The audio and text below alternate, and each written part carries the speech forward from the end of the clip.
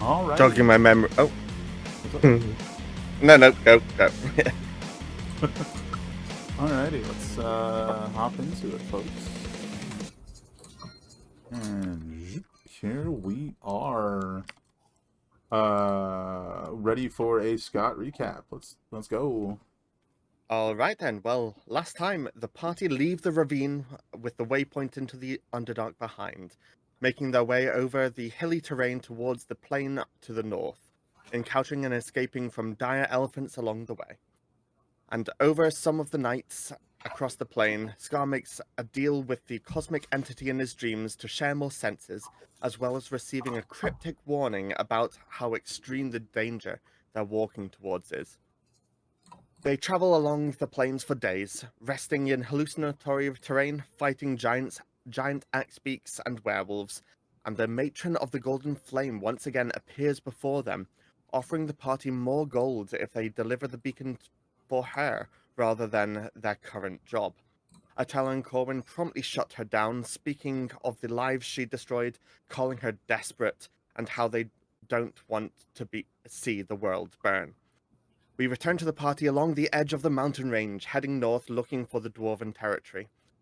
Having been informed through skywriting to look for the bucket above the branch and look for the shadow that will illuminate your path. All right. So that is where we pick up. This is roughly immediately after you guys saw the skywriting, which was immediately sort of during the fight with the werewolves in this like early morning early morning shadow cast by the mountain itself is sort of like still encompassing and like all of you and sort of like but that's where you guys wake up, and I that was where you guys ate all your food and stuff, and got attacked by the werewolves, and from there you look up and that's like when you see the message, and you're like, okay, cool. So we know what to look out for. Are What do you guys do? werewolves dead when we kill them, or do they regenerate, like vampires, or does anybody in the party know that? Corwin will ask. Like, I mean, can Nature? we walk away? Yeah, can we walk away just, without worrying that they're going to come back? Oh, they look dead. Yeah. Especially that one that Elena popped. Oh yeah, that one's missing a head. Right. This one, this one I think I would returned to human form with the moonbeam. You're fairly certain that like you don't. They're not going to like regenerate. It's more in their sort of natural durability to, or even immunity in some cases to, most things that aren't like magical or silver, right? Okay. Right. Okay. So they're dead. We can move on. Yeah, they definitely look dead, and based on your knowledge, they seem to be dead. Okay.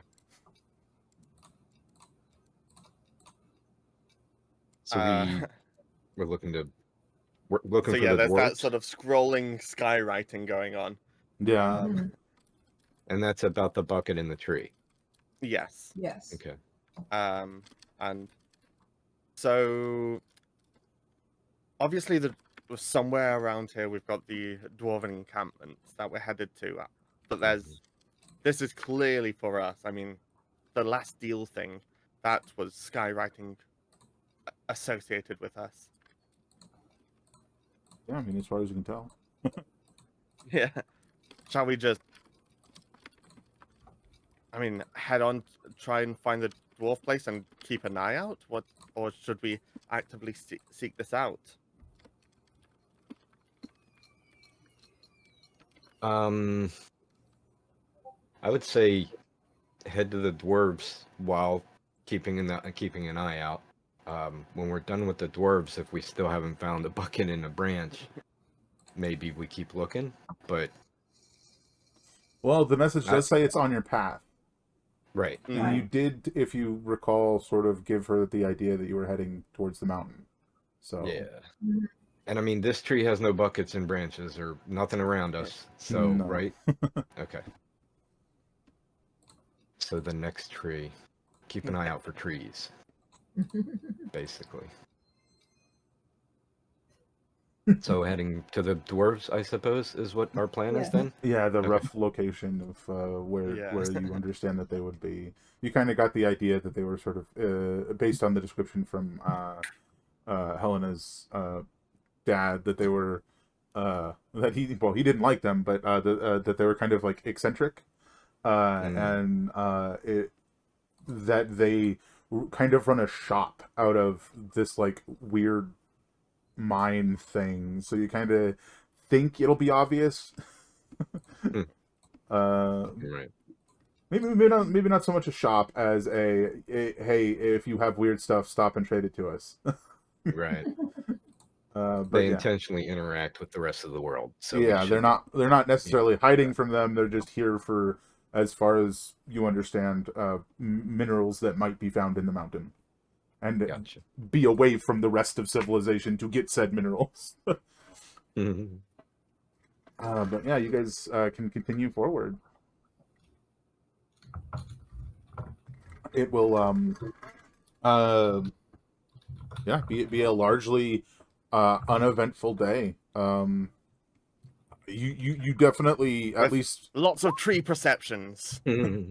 yeah, you guys can all roll perceptions if you like. But it's a largely uneventful day as you guys are traveling, and I think the only thing you might notice is that, like, at first, it seems like you're going to be able to tell where the werewolves came from, and then their tracks sort of just fade away the further north you get. You don't like see them like go off in any direction. They just sort of fade away for one reason or another. Oh, with the 25, you do manage to pick them up again a couple miles later. So it seems like the best that you're getting out of this is that they seem to have traveled a very long distance, but it's not a straight line. They're sort of like winding, excuse me, a wide path, as if looking for, well, maybe food, I guess. You guys, right? uh, Mm, but it seems that it was like they didn't come straight for you or anything. They were sort of like on a wide path, sort of just looking about for something to hunt, as it were, without like actively pursuing a specific target. The most notable thing that I think you find is that it seems like they came from even further north. That's about it. mm. Wherever that may be. Other than that, the day proceeds by quickly and uneventfully. You see no bucket on any path, at least not yet. But you also see no weird mine with a sign that says "Give weird stuff" or anything. Yeah. um, so I imagine you guys sort of just settle down doing your normal night things, whether it's messing with the wow. Whether it's messing with the the weaving that you were doing, Mm. Corwin, or Itella sketching another baby something, Elephant. Elephant. or stargazing, or what have you. Mm. Um, I'll say, Sar, one thing that sort of occurred, and nothing else beyond this of note. You don't have any dreams or anything happens this evening, but it does, like, as you sort of like peer into the stars. It's strange. They feel more familiar to you than they ever have before. Um, like almost like kindred spirits, if you will, somewhere far off in the distance, and you're just sort of catching a glimpse of them as they go about their lives, so to speak. Um, but yeah, other than that, it's a very uneventful evening. You all sleep fairly well uh, beside this uh, mountain that you guys are traveling along, looking for the entrance as well as a bucket. Maybe the entrance is in the bucket. Who Now knows? that's a weird bucket.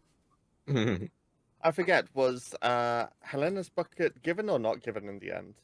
I keep forgetting Oh, which way around it was. We no longer have it. Yeah, it Okay. was. Yeah. And the speculation about it maybe it's the bucket, Mhm. which would make sense because it's distinct and you guys would recognize it. So Mm-hmm. But at the same time, just how many regular buckets do you see in trees? it's a fair True. point. That is a fair point. Yeah.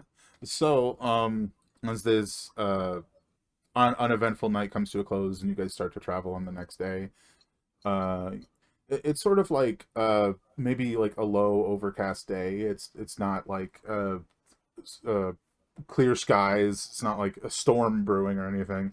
Well, maybe at least not yet, right? But as you guys sort of progress on this like very uneventful, borderline boring at this point, right? Because it's just what like you guys have been traveling together on foot, dragging a cart for 40 days or so. Wow. Give or take 5 days. Not 100% sure on that one. And you've just been going. You guys have had conversation after conversation, and eventually it comes to the point where you're just like, and now we're just walking in silence, and that's kind of where you are now. Everybody, give me perception checks. Have we exhausted how many ways you can cook axe beak meat? Probably. That is 40 days in total, not 40 days since the Axe Peak event. That's probably like 4 days. Ooh. Okay, that's a yes from Star.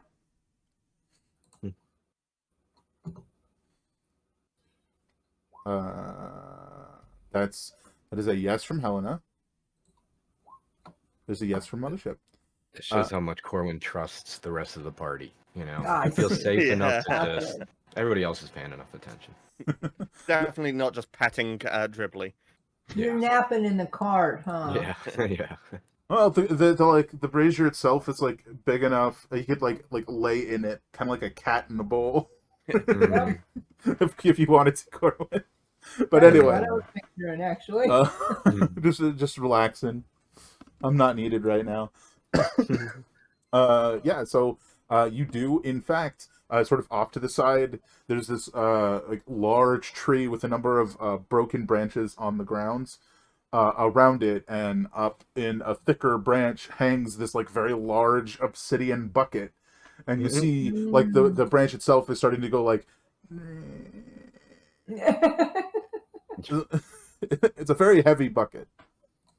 And the 26, before you guys even go investigate, sees that past it there is like a small like ravine, like almost like a crevice, maybe a cart and a half, 2 carts wide, behind it that's potentially where you're maybe meant to go.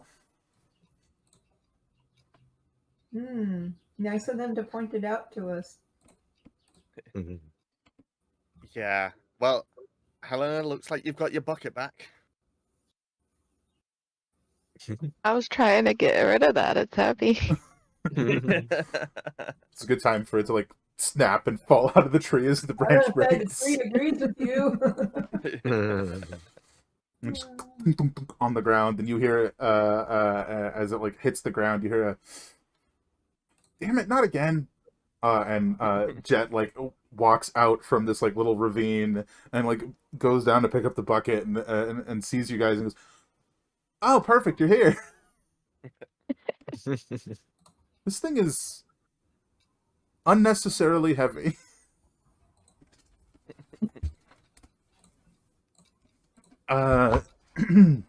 What if it wasn't us? Would you have been okay right now? Like, okay, in what way? I would have just made something up, I'm sure. Well, you Corwin's know, like, what's like- going on? Like the werewolves around here. Yeah. Well, you know, I've got my tricks. Hey, Cohen, it's that Cohen, it's that scout again. Oh. Well, what's going on? Hey, is that Helena's bucket? It is. And when you say that, she like shoves it on into your hands, Corwin, and steps back. It just falls. I don't know what I'm standing on, but I couldn't. It's too heavy, and I just let it drop. Basically, like, oh, it's still heavy. She looks at it and then just goes, "Right. Well, uh, like I set up a meeting, and they're waiting for you." And she sort of like motions towards this like little ravine that seems to like wind past. It doesn't go into a closed cavern. It seems it's sort of just like a little crack in the mountain that is going somewhere. And she goes, "Well, if you guys will follow me." Do we all want to follow her? And she I sort think of, this is what it. Is about- everybody ready? Basically. Are we taking the cart with us though? Well, we can't leave it alone. it but- will fit through. There's enough room. Yeah. And to note, Yeah. just like as an estimate of time, it's like 45 minutes to an hour before dusk. Okay. Mm. Jet, would you give us a moment? Right, I'll just be, and she like points to the ravine and steps that way. Okay. And so start speaking in a hushed tone to the party, like, "Oh, do we want to play this? These very sort of what's the word?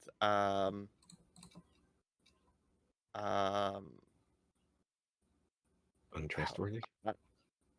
Yeah, untrustworthy, but they tend to sort of from what we've heard from Helena and such about these assassins, when they get a job, they tend to stick to the job regardless of what happens. So, Well, they're being given orders, presumably at this point, right? yeah, So, and if they want this meeting, then I mean, we should assume it's a trap. But at the same time, didn't we agree to set this up? This was literally your idea. Yeah. indeed. We So- didn't think it through though. It's very spur of the Man, moment. it's very scary. Oh, jeez. Just 4 days. I wasn't even thinking about it, guys. Didn't think they'd actually show up so soon. I mean, Helena sounded like we were gonna say something at one point. it's been like 5-6 days since that, but yeah. Does anybody have any ideas as far as how we can be prepared for a trap? And then, because we're gonna go do this, right? So, how can we be best prepared to go do it? The one thing that when we were setting this up, it was about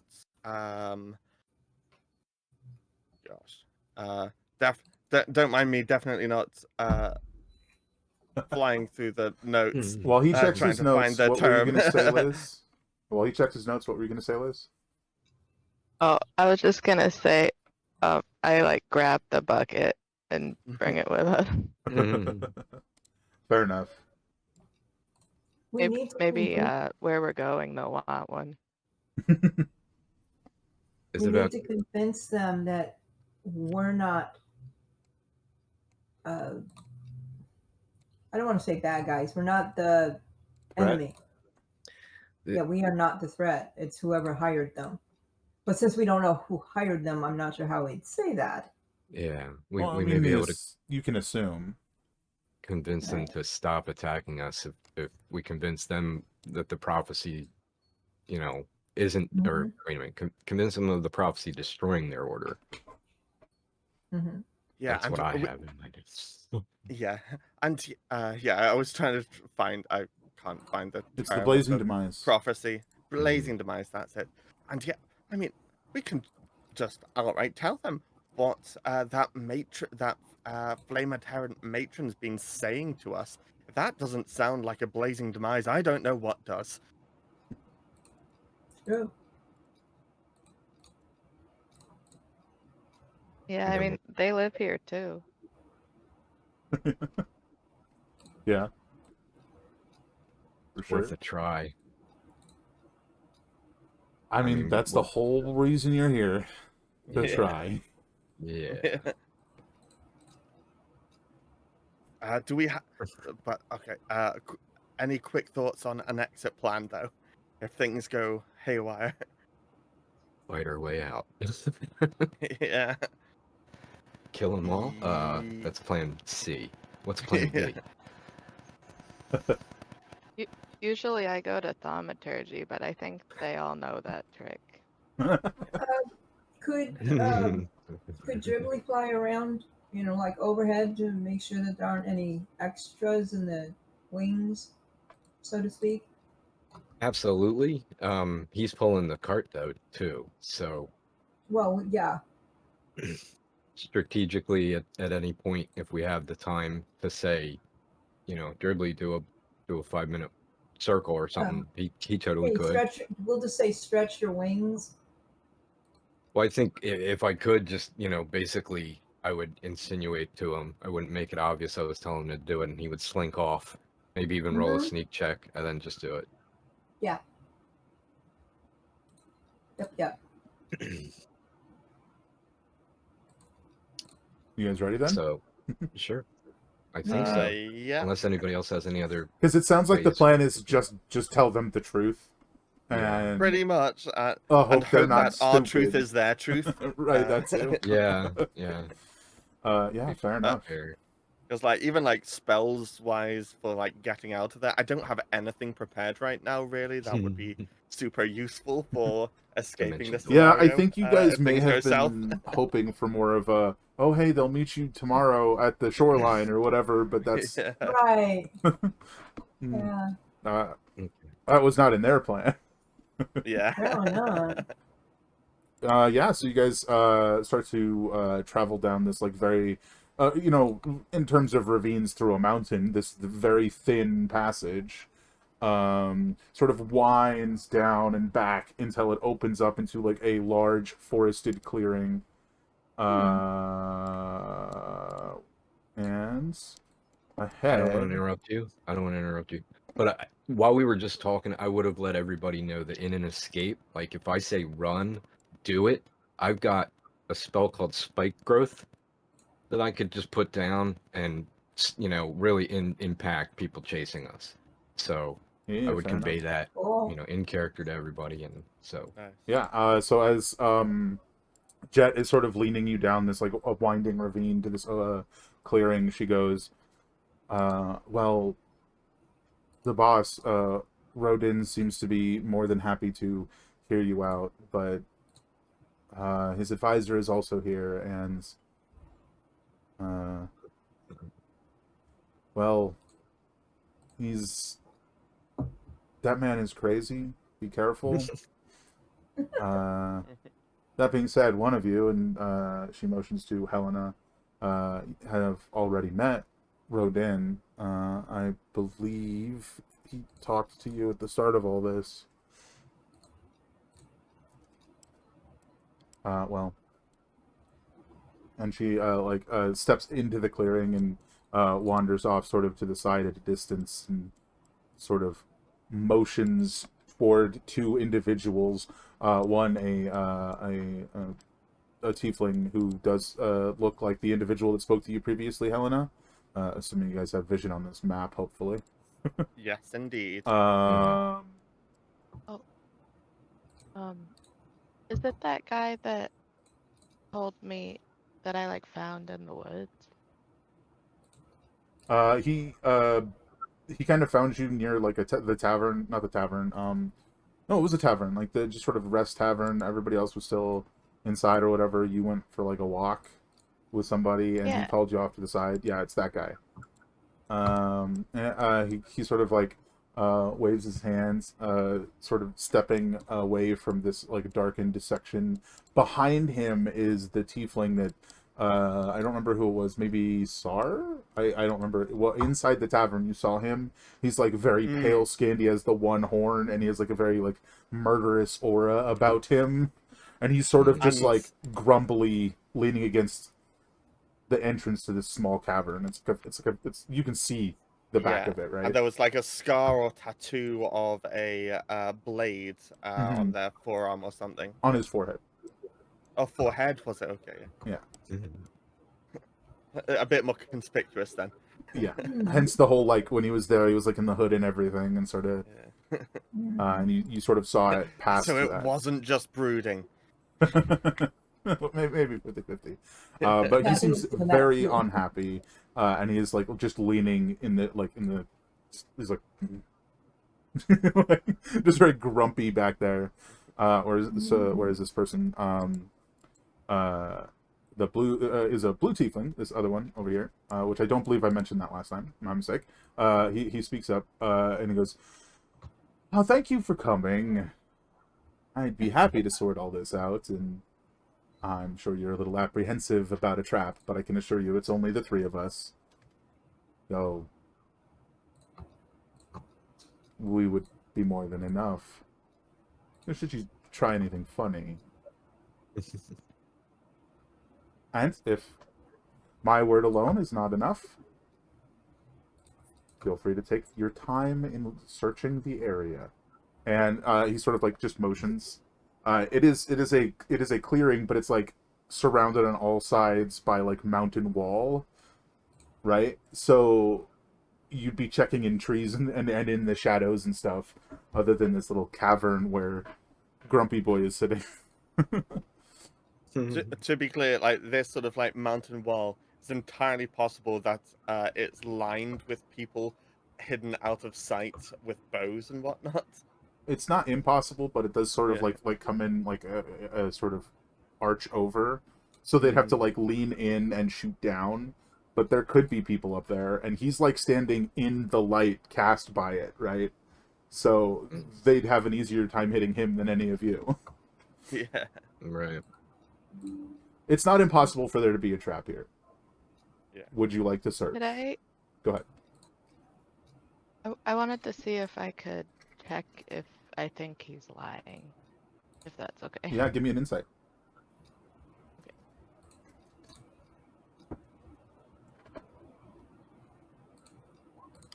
Oh, 23. You're fairly certain that he is telling the truth, that there is nobody else except the three of them. And you're also fairly certain that at the least he believes the three of them would be enough to kill you if it came to that. Right. So at the least he believes that. So he didn't I just need to give, set a like- trap. I give everybody like a little nod to let them know. Hmm. Yeah, fair enough. Okay. So at least one of you thinks this is go ahead for a conversation. Dribbly just stays by my side. Well, if you're satisfied. I mean, I Alright. suppose I wouldn't mind just, doing a intentional. Never mind. I'm really not paying any attention at all. I just noticed there seems to be this marking on Dribbly, and I'm extremely absorbed with that right now. I'm not really sure what else we're doing. But go on. Grabs like a cloth out of your pocket. You're like, what is this? Is that permanent? Where did that come from? That's funny. And so it's less about the area, more about sort of what these three look like. Hmm. Like what they seem to be sort of geared up in, and that sort of style of thing. They're all in like very, very nice light leather. And Rodin, who's like had his arms up like this entire time, he goes, "All right, and if it helps," and he like creates like an arcane circle, which I imagine is like it kind of puts y'all off a little bit, and it summons a glaive that just like forms out of the shadows, and he grabs it and he sets it on the ground in front of him. If it helps. What's that for? What? Yeah. Momentarily armed. Well, now That you didn't necessarily help. Yeah. now you can tell I'm not armed, instead of being suspicious that I am. How about we put that blade in Helena's box while we talk, and then you're really not armed. Yeah, That's like my favorite weapon. I was fine until you did that. Well, if that would make you more comfortable, I would much rather end this without violence, especially if what you've said is true. Yeah. And I would like to hear what you have to say on the topic.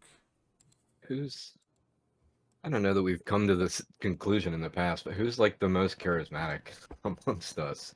So is Without being Yeah, sort of out of character. When it comes to things like deception, it might be Sar. But for flat, regular sort of like not trying to deceive people things, Sar's just sort of out of character +2. Well, I think I don't- probably is anyone proficient in persuasion would be the better path to take, and if no Yeah, one is, yeah. then Yeah. but as he's like, Correct. I would like to hear what you have to say. This guy in the back, this pale one-horned tiefling, steps forward and he's like, I say we kill them here and cut short this charade.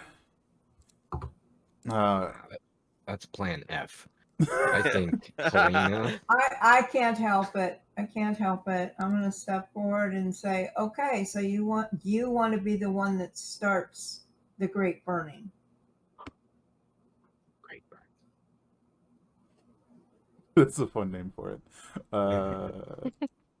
Rodin sort of like puts his hand up. And sort of like in front of him, like, all right, calm down. You are merely here as my advisor, Laz. Laz then responds, well, I advise we kill them. That's bad advice. with a firm push, Rodin just sort of like creates some distance and just like pushes Laz back a little bit,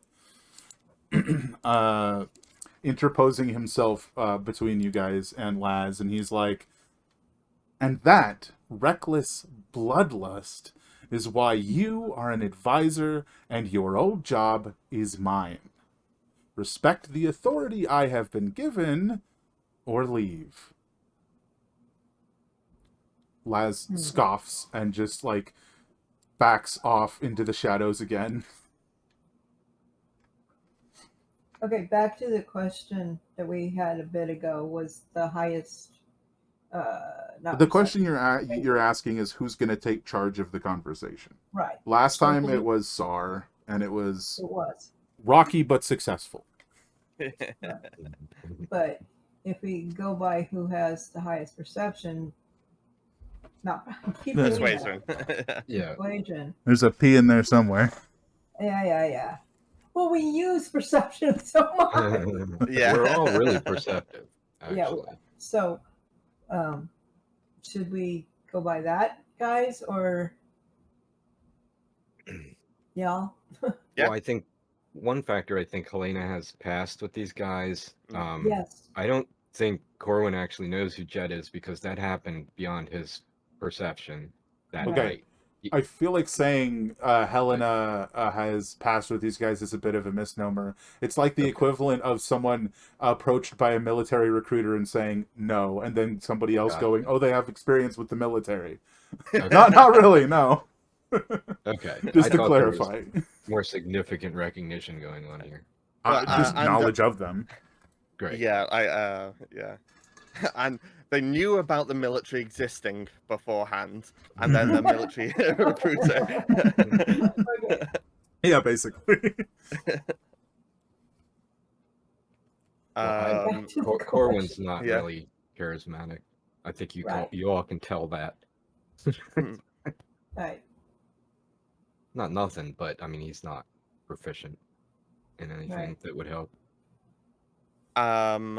I think if I'm remembering back right, if it helps, I think Atella might have seen the attempted military recruitment.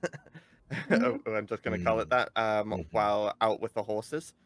No, that was a bit of a different scenario. That Oh, was that was not a that was different one. not the moment we're referring to. okay. The moment we're referring to is backstory stuff. So nobody else would Oh have seen that. gosh, right. And Oh, I Attila was does know some of her backstory, so Yeah. I was thinking about the Right. moment at the inn where she was approached by one of them That was this guy, and he in was the like, forest. "Hey, leave, so we don't Yeah. have to kill you." Right. right. So I think as you guys are sort of like deliberating about who you want to Yeah. step forward and talk, which I'm assuming it's like a minute, not like 10. Like Yeah. what's going on now? Right. Yeah. Well, I already stepped forward and said something, so Yeah. Oh, maybe I missed it. I did. Oh, You wanted right. something Yeah. early. Yeah. About You said that to Laz, who's now Yeah. stepping back, and Rodin turns and he goes, "Well, I would quite like to avoid that. So, make your case. What makes you think that completion of this contract will bring about the blazing demise?"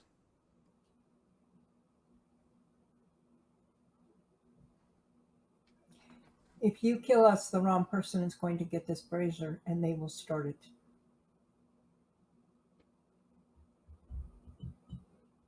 Perhaps you've some misinterpretation of the blazing demise is grander than it is. It is specific to our order of assassins. Anything beyond that, well, maybe we'll be caught in the end of the world, as you say, but as they say.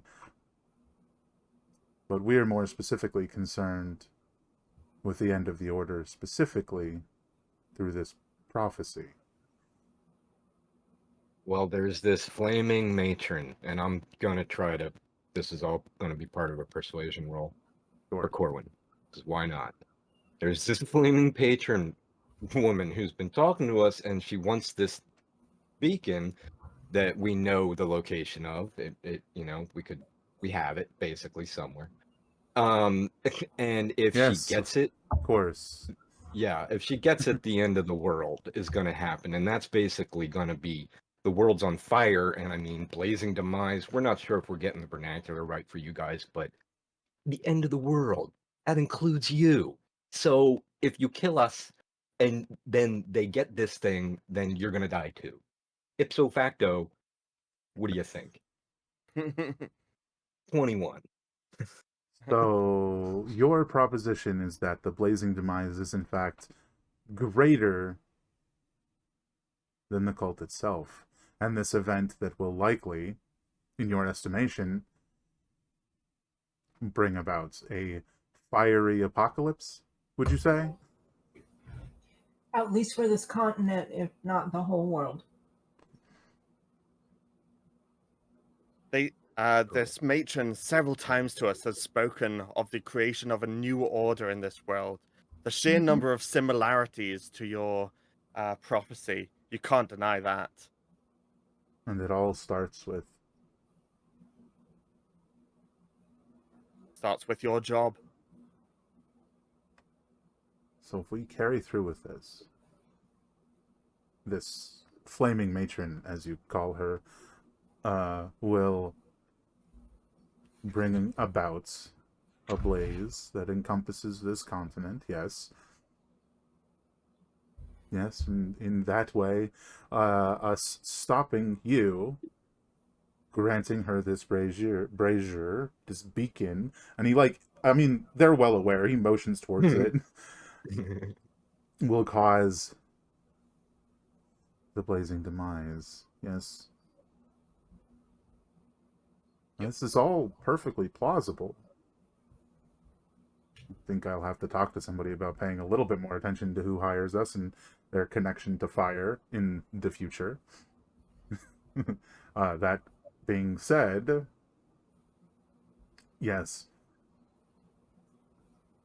with what my scout has told me, whose judgment I trust, and the capabilities of the representatives of... Is he gesturing toward Jet when he says that, or is yes, is that Jet. He was talking about? Yeah, gotcha. The capabilities of the representatives from our employer for this contract, I believe you are correct. That this completion of this contract will bring about the blazing demise. And I, as I said, would be happy to avoid that.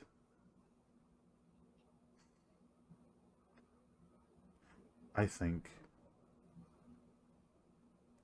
I will send word to dismiss this contract on grounds of suspicion that it will cause the blazing demise. At which point, Laz steps forward again, and he's like, "Mark my words, the blazing demise is inevitable. Avoid it now, and we will face it later. I will complete this contract, even if you don't. I will face my death with dignity, not cower, not beg, not plead, to be spared, like some sniveling child, not like you." He turns, and he storms off into the shadows and vanishes. We're gonna have to kill him later. Rodin then goes, "Well, I imagine that's going to be a problem." And he looks back to you guys, and he goes, "One problem at a time. Yeah. If you keep your word, we'll hold his actions. We won't hold his actions against you. I appreciate that.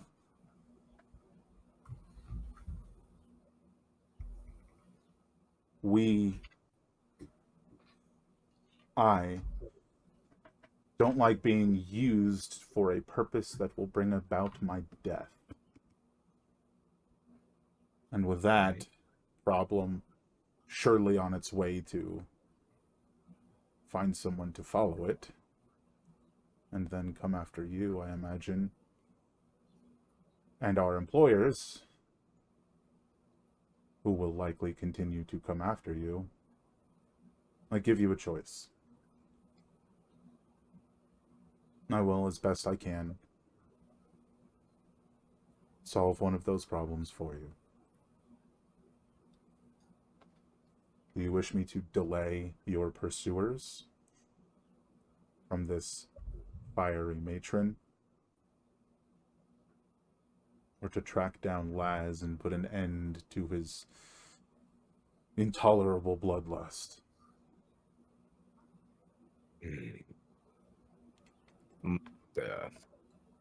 How should we confer to respond on that? I mean, you can Moment, say, please. you can say a moment, please. Yeah. Yeah. Okay. One second. Yeah. He motions. While you guys are conversing, he motions towards Jet. And if you guys want, you can try and listen in on their whispered conversation. Sure. I'll try to do that. As you're sort of like Generally- talking, you're also listening. Give me a perception check. Okay, so 21. All right. Anybody else? he knows Laz better than we do. I think he should track them. And he's part of his organization. You mean You let don't want him that take care of organization Laz? to blow up because of him. So you vote for him to take care of Laz for us. Yes. That I was being gonna said, suggest though, the other. yeah, that being said, though, the matron, she seems quite, with her sort of just appearing out of nowhere and causing whole terrains to sort of seem like fire, seems a bit beyond, well, it's certainly beyond my hallucinatory terrain, that latter one. Yeah, you are talking about one renegade member of an assassin organization or a cult that worships fire and wants Right. to burn everything. Yeah. So And do it's- they slow down the cult, Yeah. or do they kill the offshoot of their organization? Yeah. Is And kind this of could equate to what's our next foe gonna be. potentially. You know what I mean? So So if we say take care of Lazarus, then we could be dealing with the matron next encounter, Hmm. or vice Potentially. versa. Yeah. So But who do we j- want to fight she- next? yeah, yeah. She had just sort of like popped up. Mm. We know Um, a little bit about the matron. I was gonna say, I don't know. I felt like I wanted to fight Lazarus, or Laz, but I would not fight, the majority for sure. You know, if we could just do a wall of water on top of the matron, that'd work. Do we have Anyway. that at an option? Perhaps. I've got an alchemy jug. I was gonna say that. We'll pause. You're 21. You managed to catch Rodin telling Jet, Mm. follow him, tell me where he goes. And then she Okay. also vanishes into shadows. Gotcha. Mm, Just so much for Jet coming with us. oh, did you want that? Kind of. Well, maybe you'll meet her again someday. I like her. Gotta give her this bucket back. Yeah. She ran off without her bucket. But yeah, so I'll say that. Okay, so basically You it go comes get the down to bucket to her. what do we want to sort of deal with next time? The means to fight or the means to flee? Because I think, like, if it's the matron, we just have to try and flee We need to to try move and survive. faster. We just need to move faster. If it's that, what did he Well, call him? That Laz, then so long as he's not managed to get too many deserters underneath him, I think we would be able to potentially fight. Yeah, it's basically a whole organization or one guy and like 2 or 3, 5 others tops, right? Like that's your assumption. Right, Yeah. and if we beat Laz, it's one and done, and he's not gonna. But if we technically beat or survive another encounter with the matron, there could be another and another, and That is true. Yeah, Hydra. and also She's based very on the powerful. implication of his terminology, slow down your pursuers from the cult, Right. which could help you guys get there quicker with less problems, and so on. Yeah, that's true too. It might take Lazarus days to get up to a point where he feels comfortable attacking us, whereas the matron could end up feeling fine to attack us night after night, or you know what I mean. Well, She's I already think Laz's anger is building him up, and if he doesn't find anybody quickly, he'll just come after us anyway. That's true, which would be better for us, for him to just Yes, it come would. after us angry and alone. I see that, because anger also makes mistakes. My gut instinct was to feel like we could handle Lazarus. We could handle him with 3 or 4 other people. I was tempted to shoot him as he was Personally. talking. I know, yeah. He was rubbing me the wrong way too. Okay. So I should think- we have them delay the Yeah. matron then? Yeah. Sounds good to me. Okay. Yeah. All right. Unanimous. All right. I- Well, That's how you know it's the wrong decision. oh, there's no wrong decision here. Maybe. Yeah. So Rodin kind of just like, still kind of looking at you guys. You can call Jet back. We'll take care of Lazarus. Well, then I'll have No, her no. report to you then. Oh, Oh, good. right on. Just go. Oh, good. That'll save us a little bit. But if you would Although- like to He's gonna come after deal us. with Laz, just be aware he is quite deadly and very good at his job. Well, unless that job involves diplomacy, apparently. Apparently. I do have one question about Laz, though. How good? So obviously, as you said, he's not good at diplomacy, but how good is he at bringing sort of segments of your own faction over to his side? Do you think? I doubt he'll get more than 5 or 6 at most. His obsessive, just murderous nature, like I mentioned, that is what lost him this job. Why don't you, if you know 5 or 6, like, I mean, you must have some people in mind. Why don't you have those people do jobs that, are effectively imprisoning them, putting them elsewhere so that he can't get to them right away? You're in charge, right? Yes, well, he has left and I am still here talking to you, so we'll see who gets there first. Okay. I thought maybe you had, communication mechanisms and stuff, but I get it. To specific individuals, not to everyone. Ah, gotcha. I will do my best to slow this matron and her order. I can guarantee you. That I will lose my train of thought and stand and just stand here staring off into the sunlight for a moment. I guarantee you, the sun will come up. Yeah. That none of my own, except Laz and whatever defactor fools he manages to drag with him.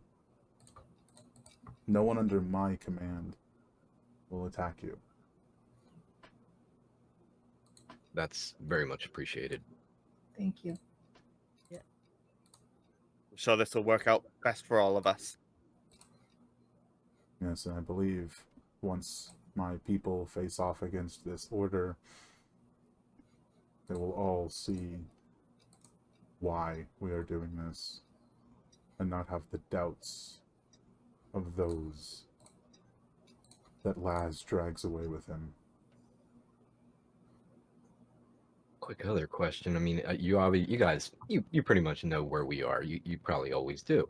So, we're heading to the dwarves in the northwest of here, or north of here, I think. Any idea where they are? Give us any direction. That's where we're going next. They're a day from here, they are a day to the north.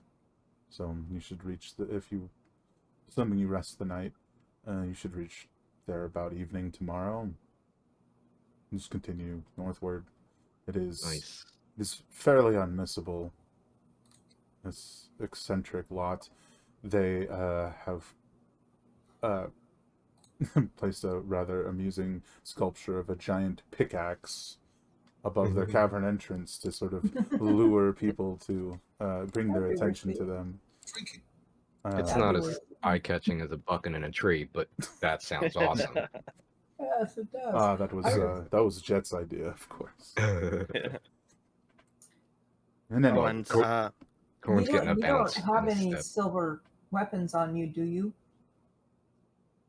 silvered weapons on me? No. Given that my weapon of choice is currently in someone's box. Oh, yeah. We should give that back. He's been nice. And almost to prove a point, he goes, no need. Yeah. And he just apparates it into his hands. Mm-hmm. Yeah. It was a bit of a bluff, as you say. But I am glad we came to an agreement that will hopefully result in none of us dying. So I will say, and Roden, sir, if you don't mind my asking, can you tell us anything about how this Laz? You speak of him being very capable at what he does. Can you speak of the way he hunts or fights?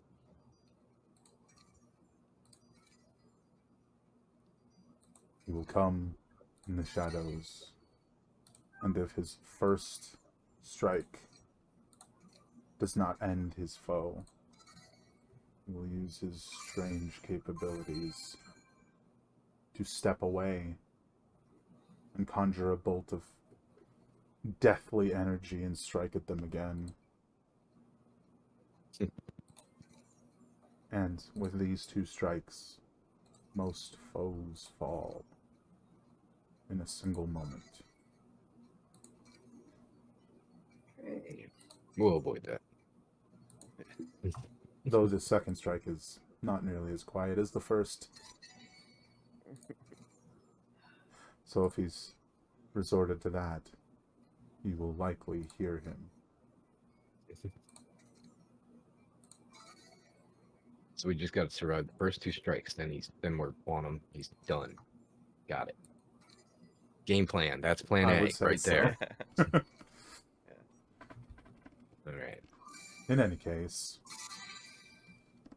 I have some orders to relay and some metaphorical fires to put out to prevent them from starting real ones, wouldn't you say? Sounds good. Thank you for Yep. listening. Thank you for your time. We'll see Jet at some point. So We appreciate your wisdom in this matter. And I appreciate you bringing it to my attention rather than continuing to handedly slaughter those who work beneath me. It's not a good look for me, you know. Really, none of this is, but this job was passed down from above, so it's their fault, really, right? They'll agree, right? Yeah, Sure. we all just out here trying to get along. Best of luck to you. And may the flames licking at your heels never touch you. Or We're you. immune to fire. Most of us, a lot of us are immune to fire. It's okay. Right. And yes, may you never be licked.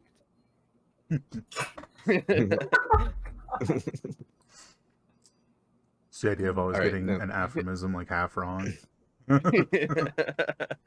Yeah, you guys whirl about and start heading away as he pulls out a little stone and starts like speaking into it, and he's like, Yeah.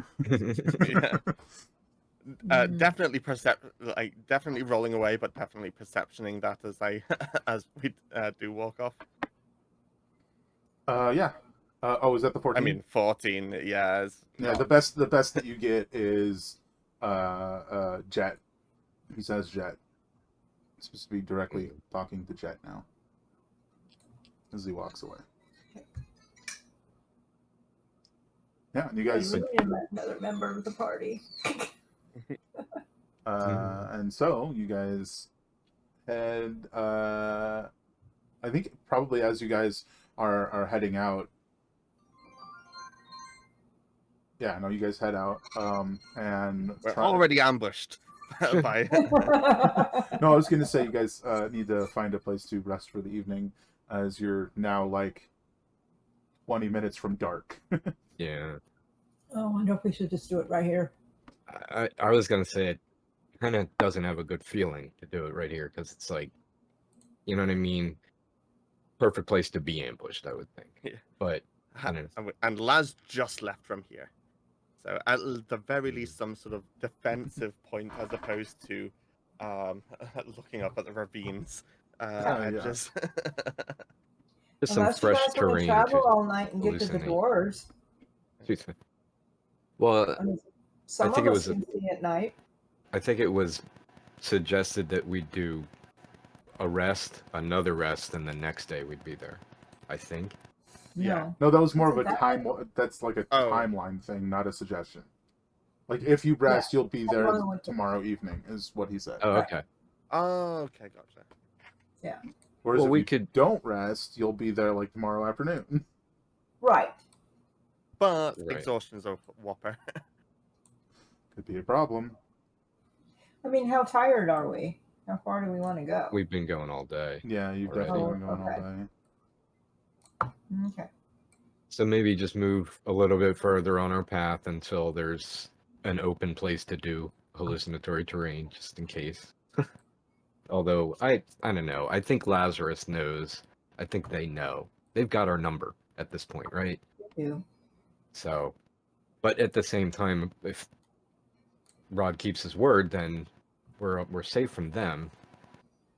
Yeah, Either way, we're gonna have and we're not going to watch. have scouts constantly reporting to Laz about our whereabouts at the moment, at least, until Should he's we sort of try and find like a cave? So we Yeah, have when if we found one, that'd be wall type fine, thing. probably. I mean, you guys can keep an I eye think out. that's a good idea. Yeah, let's keep If, an eye yeah, out. if we spend the next hour heading up the mountain range. Sure. Spend an hour going further north, keeping an eye out for a Yeah. cave. If you don't find one, you just nestle in a corner and slap up hallucinatory terrain. Yeah? Yeah. Yeah, sounds like a plan. Give me perception checks. That's pretty good. If we give you a perception Ooh. check, are you going to return it? Well, it's about to return with the favor of, you don't really find like a full blown cave, but you do sort of like find like a divot, right? Maybe like 15 feet back that you guys could sort of like nestle in, and it's just, now they can come from over there, but not all around you, kind of thing. Right. Yeah. That's all you managed to find, but given you're only like 40 minutes away from a big old ravine, Yeah. you're quite happy with what you found, I think. Yeah. Given the limited time as it's darkening and stuff. Sure. As we're sort of setting up and like lighting wee fires and whatnot for the night, Zara will ask the party. So with this spot, what do you think? Should I set up some hallucinatory terrain to give it the impression that Make it look like it's just a flat cavern wall. Yeah, exactly. This is just the side of the Sure. mountain. Don't worry about it. Yeah. I thought you said tavern wall. Yeah. Well, yeah. This I is want to be in the the party's tavern, tavern. apparently. Yeah. If Sadly, it doesn't I think it has to be natural terrain. Sadly, yes. That's fun. no reason not to. Okay, yeah. So I'll set that up, Thank you. and just in case it comes up again, like last time, I'll click the. Oh, Sure. where's it gone? Click the button. But unless there's anything specific you guys want to discuss as you're settling down and eating your food for the evening and doing your rest things. I'm actually not drawing tonight because I'm trying to keep perceptive. Keep an eye and an ear out for problems, perhaps. Yes. And by problems, I mean crazy one-horned tiefling. But of course, I'm doing my tea. Oh yeah, fair enough. Just some relaxing tea for the evening. I think, however, it turns out Corwin always goes to sleep right away and then wakes up for the 4th shift, and Yeah. so is up earliest. And Yep. if nothing happens until that point, then he would just do his weaving again. Fair enough. If he wakes up without. How under the stars are you trying to get tonight, Sar, as you're in this little... So you know Chunk how out we the spoke wall. of that it's going to be like this sort of natural sort of terrain going down, sort of lying on the ground with sort of like this is the vertical terrain here, just forehead and eyes poked out from the bottom. Should watch him. Yeah, with every now and then just sort of rolling it like through this sort of illusion, with every now and then sort of rolling over and peering around the mountain range and forest, whenever, Sure. in particular, whenever any sounds heard, that sort of style of approach. Absolutely.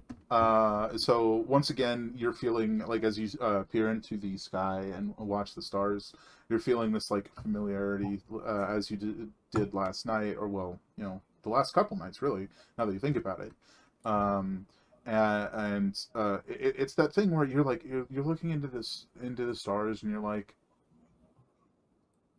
you get this feeling that you at one point knew their names, but now you can't remember. And it's that thing like you know something, but you can't remember it, and it's just like really irritating. But you do get the sensation that maybe that's not your irritation bleeding through. But from there, it is a fairly uneventful evening, except for a squirrel that comes and sniffs your hair while you're doing this. It's like, who's this? It's like, but yeah, a fairly uneventful evening. And you guys can come around the next day and get headed towards these dwarves with their their sign out front. Giant pickaxe. Yeah. No. We here. You guys do. We're gonna slap on this one for simplicity's sake. You guys do eventually. As oh my god, the mountain's on fire! As you're sort of traveling through the day, you guys do eventually reach as sort of like encroaching on evening, but it's not super late. It's like we'd have to be stopping to rest in an hour anyways. You guys do see this like peering above the trees, like a pickaxe that seems to be like maybe carved from stone or something. It's kind of hard to tell at this distance, but it's like the handle of it's like peeking out from the trees. And you guys get closer and closer. It like you break through the trees and see that below the sign it says Rouse Rock Brothers Oddity Emporium. Cute. And it feels. What was that name? Rouse Rock? Yeah, Rouse Rock Brothers Oddity Emporium. And it definitely feels out of place because it's just like a sign on a cavern, like, opening into the side of a mountain. That looks like it. Yeah. Well, I guess this does fit the description. Yeah, you got the giant pickaxe part, and it was you can't miss it. Yeah. And since it was peering above the trees, Yeah. I think you guys. Do you guys head in and sort of like drag the cart in behind you? Yes. If it fits, I mean. Yeah, it'll fit. It's a pretty wide open. Wide opening. Oh, hold on, you day. Oh, excuse me. But as you guys head in from somewhere like deep inside this cavern, you definitely hear the sound of like metal on like clanking on metal and maybe stone. It's kind of hard to tell. You sort of wind back a little bit, not nearly as deep as like when you went down to the Underdark for the Underdark crossing, right? Just like maybe 100 feet back, but it's just sort of like just winding back, and it opens up into a large cavern, and there's like a wooden structure that's built up along the side over here, and there's like a bunch of lights at the top of it, and every once in a while you see like a flash coinciding with the tink tink. Other than that, it's just like this wide open area with very little in it, but it looks artificially cut out. You can just look at the floor and it's like it's too even, right? It's very like you don't have to roll anything. It's very clearly artificial. Nobody comes to greet you guys or I know anything. that. What do you guys want to do? Click. At this point, nobody's come to greet you. Yeah. You And did a good job making a place. I do any of you want to call out? I'm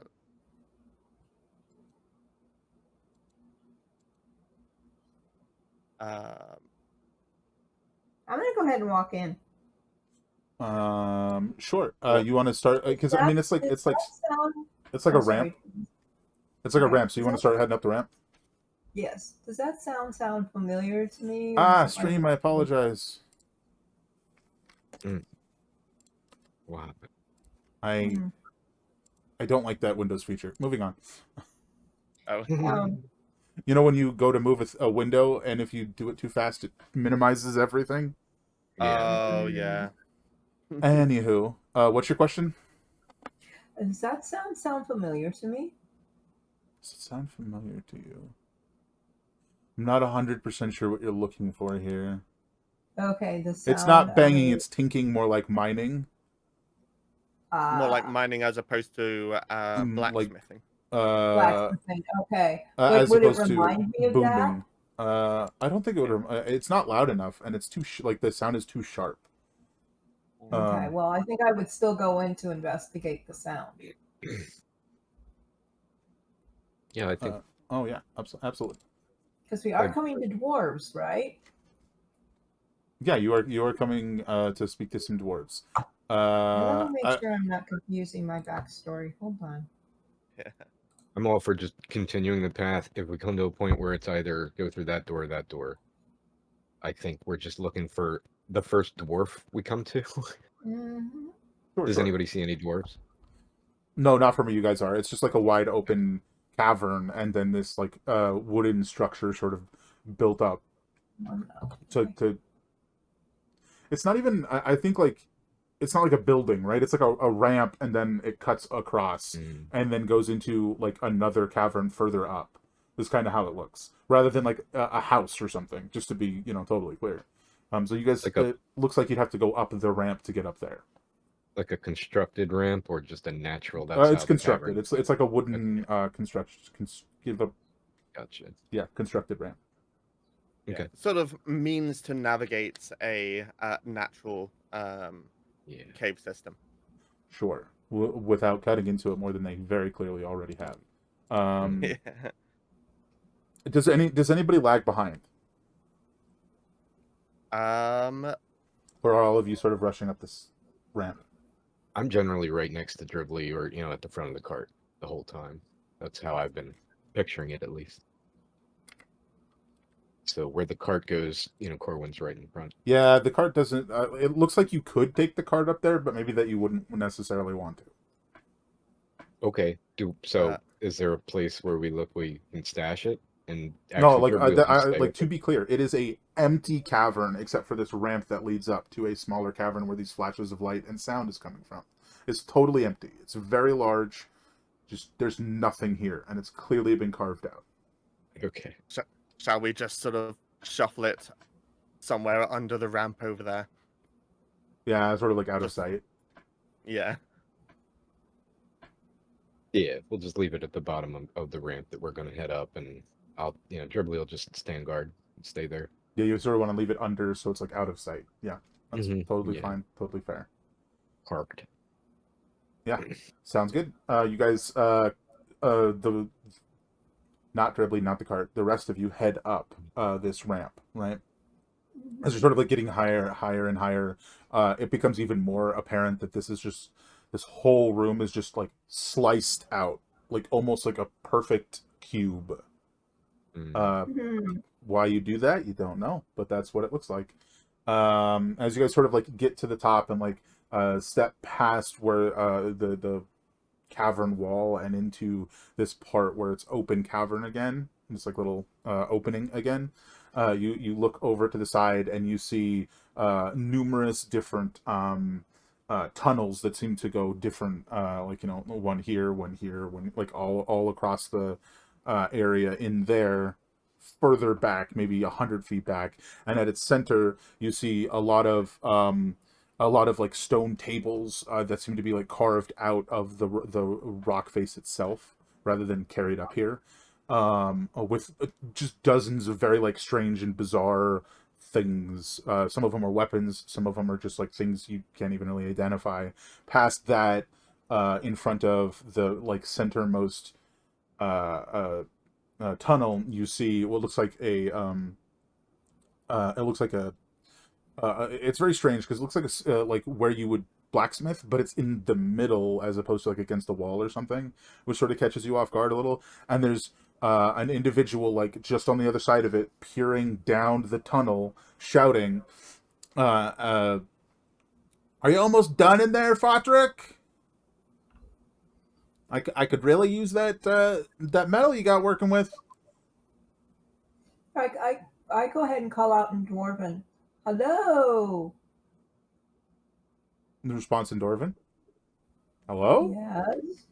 And this individual who's like who was calling down the tunnel turns to look at you guys, and the as he does, there's a voice that comes from the tunnel. It goes, "It'll just be another moment." Echoing down echoing down the tunnel. This person turns. The person who had been at the end of the tunnel turns and he goes, "Oh, brothers, we got visitors. What you lot looking for?" Does he say all that in Dwarven? Like, yeah, he's speaking in Dwarven at this point. What you lot looking for? We got the whole cavern cut out in case we get a bunch of visitors at once. Plenty of room for you to set up your camp down there if you want. Wow. Corwin's a little fibber. He doesn't actually know Dwarven. He said he does like twice now in character, but he actually doesn't. He's a fibber. So I go in Dwarven still. Excellent. We were here for weapons, but a place to sleep would be good. Oh, we got plenty of weapons. Anything in particular you're looking for? Against vampires? Vampires? What, you mean werewolves? Oh, werewolf. Are there vampires here? Hold on, what? Maybe, we don't know what we're headed to. Out of character. You never know what you'll come across. Right. We've got plenty of magical equipment. We've got some silvered equipment as well. We've got some that's both. We got some eccentricities, some fairly standard things that you've definitely seen before. And others not so much. And he like sort of like just opens his arms in like a sweeping manner.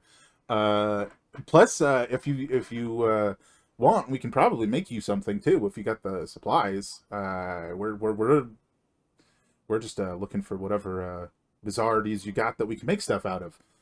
He starts to like sort of move around to some of the different tables, and he picks up a longbow, and he goes, this one, this right here, this bow. It looks like it's made of like iron or something, just like some metal that you wouldn't normally see a bow made of. And he goes, "This bow right here, it can infuse your arrows with lightning. Isn't that crazy?" And he sets it back down. He doesn't like really go into in depth. All in Dwarven, mind you. Until someone says something, he's not stopping. I turn around and I go, "They got good stuff and a place to sleep." And then I turn around and start talking to a Dwarven again. Yeah. I figure I'll just wait and ask him to repeat everything he said again. In Gnomish, if he can. No, when you respond outside of Dwarvish, his smile like widens, and he goes, he switches to common, and he goes, "Do your friends not speak it?" No. Well, I miss speaking. I was gonna say home. I miss speaking home. That doesn't make sense. I think you were gonna say your your father's tongue, right? Yes, my father's tongue. There we go. Yes. You look a bit elfy, but sure. You speak it well.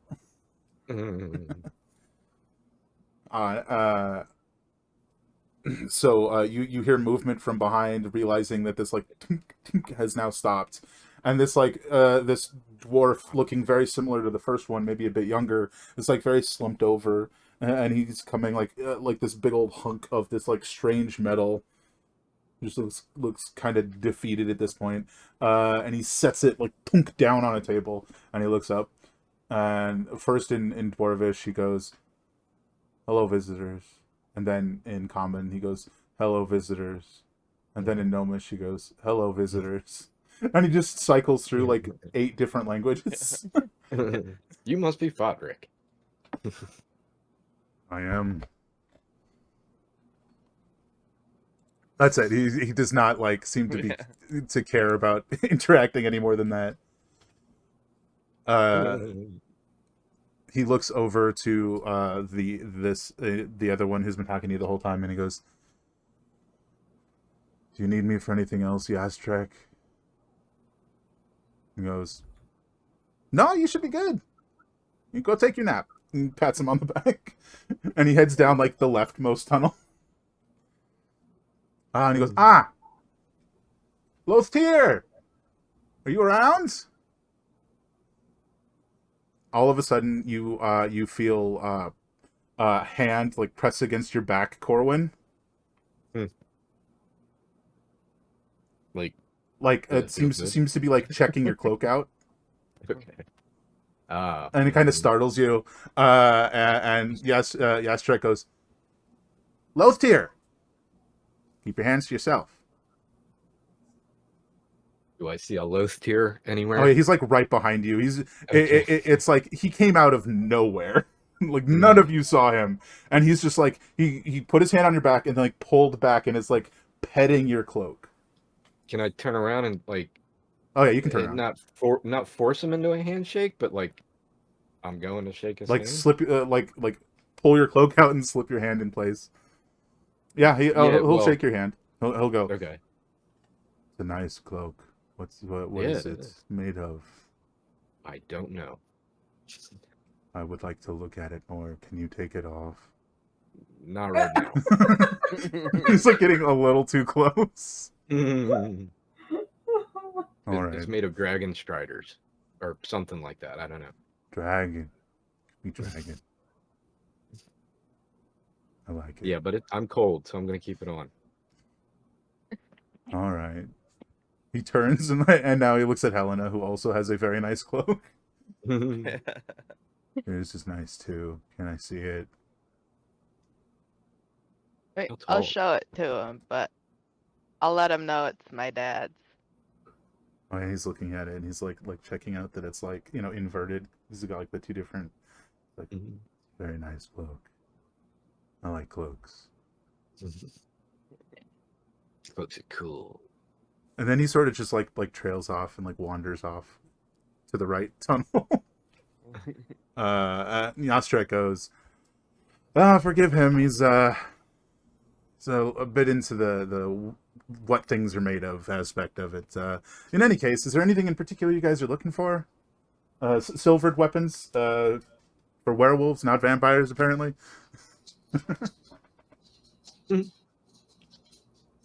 Anything else? Is that in common? Oh yeah, sorry. He's speaking in common now that the whole ordeal is transpired. He goes, if you're looking for just plain silvered weapons, we have quite a few over here. And he motions towards a table of indeed silvered weapons. Beyond that, we have a number of magical and bizarre things, like the bow. You said that you had weapons that were both silver and magical. And Corwin had questions about the bow. Right. Questions. Well, let's real quickly zip through. You see a long. It looks like a long spike with a handle. It could just be like an exceedingly long rapier, made of a strange material that you're not like crazy familiar with. Hold please. Just checking the thing. Yeah, it seems to somehow both be paler and have more of a shine to it than iron. But it's not a material you're overly familiar with. There's the bow, which is a long bow that looks like it's made of iron, but maybe not. I mean, skipping through it, I would ask him to tell me what it was because I didn't understand it before. But knowing that, okay, everything he did say now, Corwin would say, do you have anything a little bit more befitting my size that is in the same, like, do you have this in a small bow? Oh, you can use longbow. Remember we talked about that? Yeah, but at the same time, ever since he's not had a longbow, He's been more comfortable. He's fine with short bows now. It's not, you know what I mean? And if it was this magical one, I'm interested in it, but otherwise the twin shot short bow's been fine for me. So I'm not necessarily looking for an upgrade. Plus Yeah, sure. it's going to do damage to anything with the quiver anyway. So He hold, magic-wise. so as he's just like sort of we'll get to it when we get to it. There might be other stuff you're interested in. He grabs and lifts up like what looks like a staff, but it's made of stone. And he goes and he's like, this is an exceedingly light staff. That is made of stone, has number of magical properties. He's not going to go super in depth into all of them unless anybody expresses interest. He holds up like a pair of like spectacles with like yellowed lenses, and he goes, "Oh, I quite like these ones. They make it easier to see See what? whatever you're trying to do. Right? They just enhance your vision. That's about it."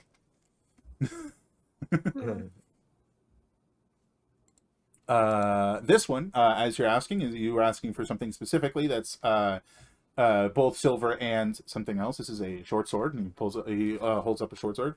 But the sword itself has a number of like brilliantly glittering crystals jutting out all over it. And he goes, it starts out very strong, and then throughout the day it gets weaker and weaker, and then over a couple days it gets stronger and stronger again as the very sharp, and he like touches one crystals regrow after they break off. What sort of weapon was that again? It was a short sword. This is he holds up a band. It is it's like a little ring. It's made of platinum. It's got a bunch of little quartz on it, little quartz crystals on it. And he goes, this one channels excess lightning energies to reinforce your body after you use something that deals lightning damage. Holds up like a little snow white rock clasped with an iron chain. He goes, this one grows in power over time, absorbing the light that it is exposed to. You can throw it to cause it to explode in a bright flash, and deals a bunch of damage.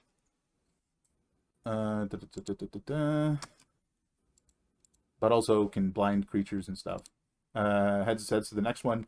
It's a club made of stone that has a number of like so it looks like silver slag, right? So it's chunks of silver that are just jutting off of the sides of this club, this stone club.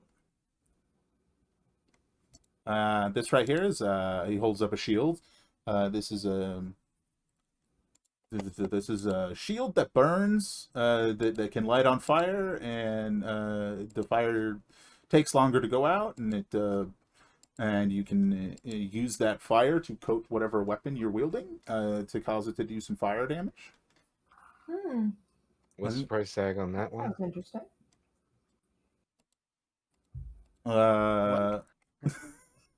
Price?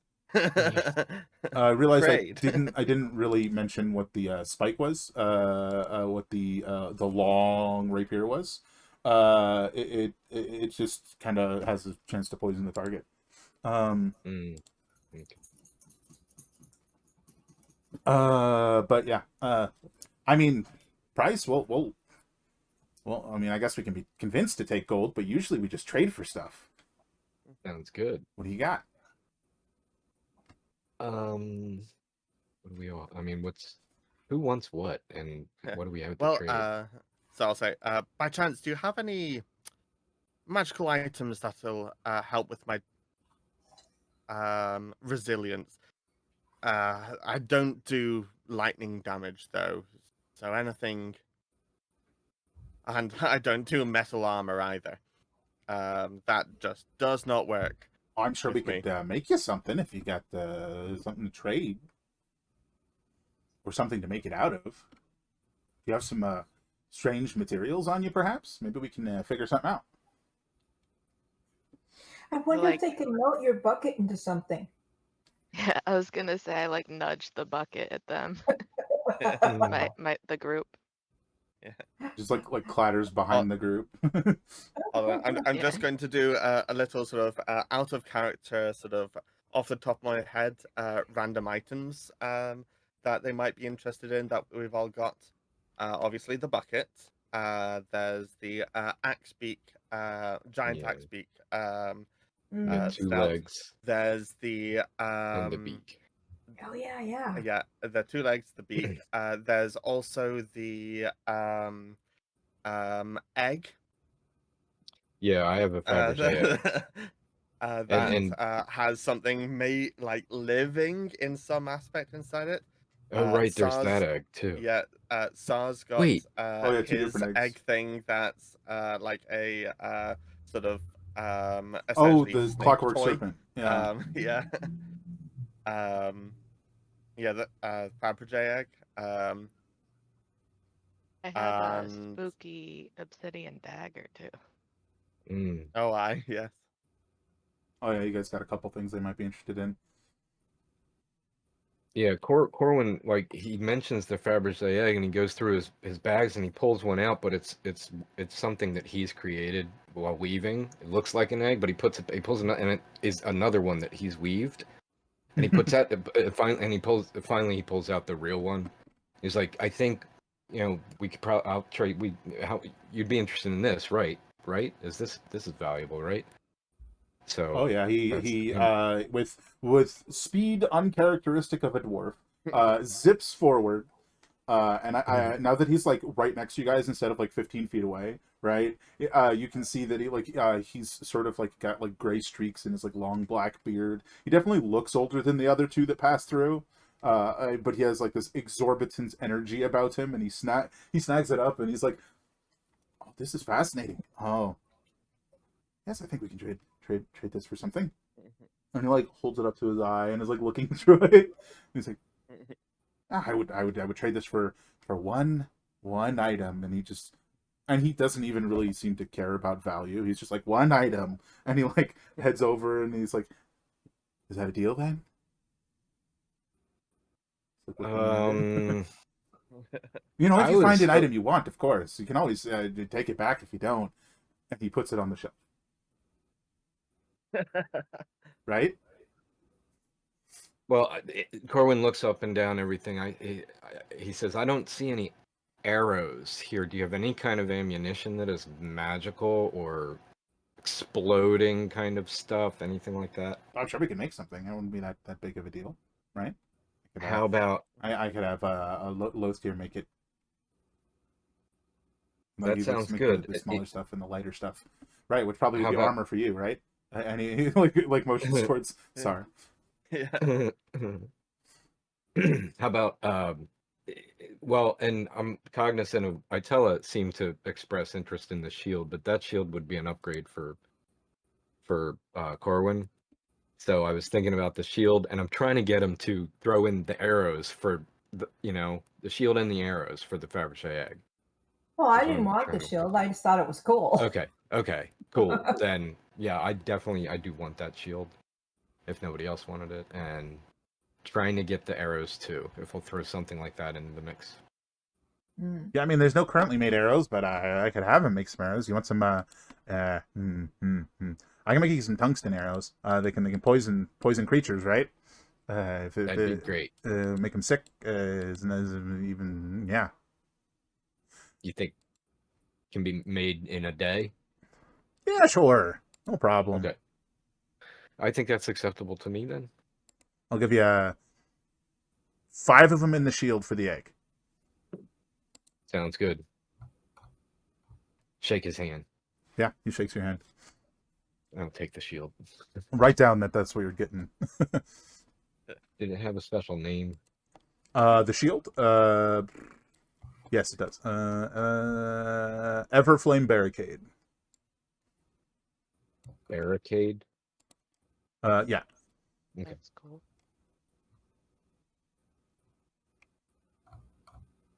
If anybody else needs a shield, I mean, I'll throw that in. It's a regular shield. It's, you know what I mean? It's not even magical, so. But I don't think I need 2 shields at this point. Fair enough. If it's metal, I'm not touching that.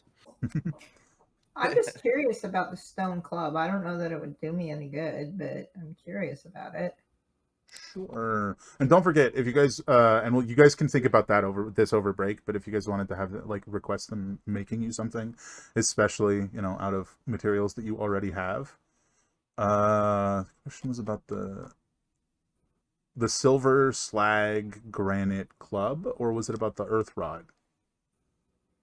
The earth rod. That's a good question. Both, actually, now. While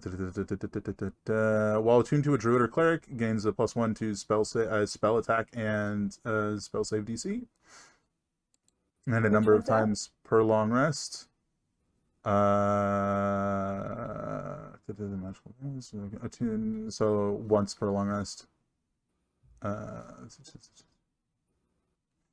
It allows you to. Sorry, I'm having a brain day. Once per long rest, when you deal damage with a spell or class feature, you can choose to add 1d8 lightning or acid damage to that spell or class feature. Ooh. Okay, and that is the Earth Core Rod. That sounds interesting. Okay. The other one is Silver Slag Granite Club. It's a +1 granite club that also deals 1d4 piercing damage. So kind of mostly normal, but it is a silvered weapon. So. Oh. Yeah, we do need those. Yeah, I mean, could help, but you also did a pretty good job when you fought them before, with just your magic weapons and stuff. I think it's in Helena's, or is it the beak? Yeah, there's an axe beak and 2 legs. Also, Helena wanted to talk to them about quieting the rifle. Oh. Yeah. So I was gonna say, unless if Sar wants the obsidian bucket to make something out of it, then I'll give it to him. I'm not crafty. Otherwise, no, I meant like with them. Like give it to them to make. Or I think the guy that liked my cloak might think it was cool. Then also I wanted to ask. I was gonna say like a silencer, but nobody knows what that is. Make boom little. You can't silence on my rifle. Yeah, you can just take it out and be like, so this is loud and I want it to not be loud. But still work. Sure. Yeah. And I think like you're raising it up to like show Yastrek, and already before he even steps up and gets to it, Lothair is already back, just like interposing himself between you and his brother, and he's like, "This is new. I like new," and he's like reaching for it. God. Make it quiet. Oh, we'll have to. You need to show me what it does now, and then I can work with that and make it and make it different, right? Right? We'll have to go outside for that one. He can go outside. Yeah. Show me. And the smile almost seems like, oh, people told me I'm supposed to smile. Like one of those. I mean, he'll happily follow you. Helena, before you leave, could you take out those materials we gathered along the way? See if they're interested in those. Well, we also have 500 pounds of axe beak meat. Yeah. A beak and some legs. The good stuff. Yeah. We got the meat. I leave my bag with you. Okay. Oh, I imagine you're like, oh, we I- also got this, I this, don't and want you to just dump said it it. with him. Fair. Yeah. Yeah, so you'll head out with Lothier and Lothier, excuse me, and show him the rifle. So you guys will hear like a couple gunshots from outside as they're looking at this. Um, in the meantime, yeah, you've got the bag in front of you. You start pulling out some of the stuff. Yeah, I know. Start with ooh. Yeah, yeah. I'll start with a leg. Don't want to go to the gem immediately. Like the legs and sort of. You interested in making leather out of these sorts of items, or and the feet, obviously, or Oh, leather. whatever you want And out of these. you make lots of interesting stuff with this. I have an idea or two. May I? And he like reaches for the leg. Yeah. And he'll take it and he'll Yeah. like sort of like adjust it and he looks at like it's the like reverse knee of the axe beak and like locks it in place and he's like, well, I think you could make quite a few interesting things with this. This is very sturdy, and he like grabs out a knife and starts like poking at it and he's like, it's very sturdy. Where'd this come Well, from? we're open to trade. This is no normal axe beak. This is very sturdy. It's bigger than most too. It pecked the hell out of me. Left a few think you'll holes in me understand. until Sar healed me. I think you'll understand where it came out. It came from when I pull out this, and I pull out the fancy dancy, well, the strong axe beak from the giant one. Yes, I've heard of these, and he like still has the one in hand and like reaches for it, like, takes it in hand, and he's like, I heard that these giant axe beaks, larger than the rest, roam the plains.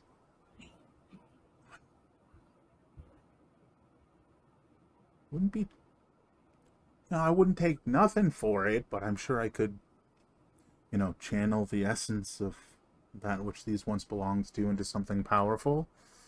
Turn these weapons into something interesting. Do you have anything in particular in mind?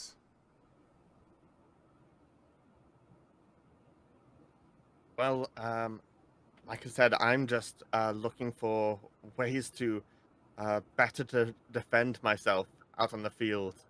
Feel like we're walking into a very dangerous path right now. What is it you're currently wearing? Nout. Hold on. I'm just wearing studded leather. Right. I think I can. I'll tell you what. You trade me these two, and the two legs and the axe. I'm going to be making these into products to sell, of course, and I will make you some very sturdy but lightweight armor. Said no metal, correct? Typically, Yes, I work with metal, not to overload the man, but probably have to call upon Lothier for that. He works with the lighter materials.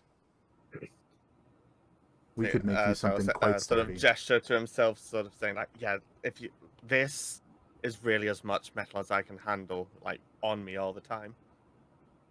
Could always cut out the Gesturing to middleman his and just studs. provide you an enchantment, if you like. If that works best, I'll believe in your handiwork. Well, that being said, it does take a little time. How much time you got? With our particular methods, it would take less time to make you a new item than it would to enchant an existing one. Sal looks at the party and looks back and sort of says, "Yeah, we probably want less time, the better right now." Yeah. Right, so we'll have to craft you something new. You guys will have to wait at least a day either way from the time that we get started. You guys can, maybe take a day, day and a half off. Would you guys be willing to do that? Stay here for that time. We'll be the three of us hard at work. I'm fine with that. I think Yeah, it'd be a safe place, and we probably need the rest. that's a question. We've never been here before. How safe is this place? Hey, you guys ever have any trouble here? Most things steer clear of the noise we make, if we're being honest. And then anything that does manage to come in, it's got to wind down 100-foot passage to get into this large open cavern. And then, if it's just some random animal, it usually gets more confused than anything, and it doesn't really try to go up the ramp. So, by way of its design, we only usually get people who actually want to come here. Hmm. So it's usually pretty safe, although we've never had more than two, I think it was 2 camps at once. That was a couple years ago. Since then, it's just been, a person here, a person there, a trio, that kind of thing. Yeah. All that being said, I'm sure Lothier will help your friend with that weapon, and I'm sure we can get you some lighter armor. And you yourself wanted that barricade, and with trading these, this will cover. Your barricade's already covered. You're getting the arrows, and you're getting the armor in trade for these. Anything else?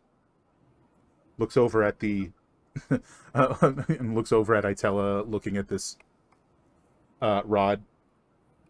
Excuse me. Mm-hmm. The earth core rod, if that was something you'd wanted. Yeah. Well, it sounds like there's gonna have to be a trade for that. Yeah, that can be a straight trade. Well, he was asking for a reason, and he goes, so the legs for the armor, the beak for the earth core rod. What do you think? All right. Write it down. And you had said you wanted a bow that was not a long bow, correct? Yeah, it's not super important, but sure.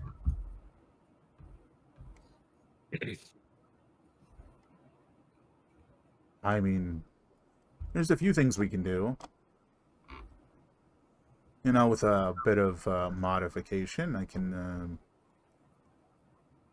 Whip out the twin shot short bow I have, which I think is not magic, and say, "Can you magic this thing up?" Well, it is magic. It's just not. Oh, it is. It's not a +1. There's a difference, right? I didn't know that. I'm not proficient in Arcana, I guess. Yeah.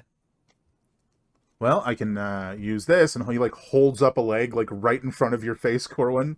I can use this. I can make you a short bow out of it if that's what you want. Just sort of channel the essence of the big old critter that it came from. Enhance your movement a little bit. If that's something you're interested in. I mean, if it's gonna end up being a better ranged weapon than the twin shot short bow I currently have, then sure, yes. Unless that unless that axe-beak leg can go to somebody else. Has Helena gotten anything at all? Well, she's currently Helena's outside in discussions. Yeah. Yeah, there's a conversation about pews. working that's with the right. rifle. The silencing. Yeah. The silencing. Yeah. Gotcha. Okay, so then, yeah. If this is everyone, if it's my turn, then yes. If he can make a short bow, sure. Yeah, I can make you a short bow out of this. No problem. It'll he kind of eyeballs the short bow. I imagine it'll be better than this one. It'll be better, right? But it won't do the same thing. Okay. Alrighty. So, I think as you guys are sort of like uh, commencing with these trades and sort of like swapping items and stuff, the the bucket still sits on the floor untraded. I forgot. I forgot to actually left that there as well. I was thinking too much about the item pack. Oh, the other stuff that you guys have, yeah. Yeah. So we cut to outside, and at this point, after it's been fired a few times, Lothir is sort of he's got it in hands. He's leaned back and he's eyeballing it, and he goes, "I think there's a number of adjustments that I can make. I can certainly quiet it so that it will not be so explosive. But if you give me a little time, or you said you made this, right? Or repaired it at least?" Yeah, I found it broken a while ago. Fixed it up. If you help me, I think I can spend maybe a day and a half, two at most. We can quiet it and infuse it with a bit of an enchantment to increase its accuracy and power slightly. That's something you'd be interested in. That sounds good to me. My brother deals with the trades. I just care about the projects, so you'll have to speak to him about payment. It's good to have a new project. And he like turns and starts heading inside. He still has your rifle in his hands. So there you go. I just got a lot of work now. Yeah, it sounds like there's a lot of work to be done. Assuming there's no more discourse there, he sort of one thing. waddles I forgot up the about ramp. Oh, sorry. Over there. No, I was saying, assuming there's no more discourse there, he sort of just waddles up the ramp. Go ahead. I will say that I've up the obsidian bucket.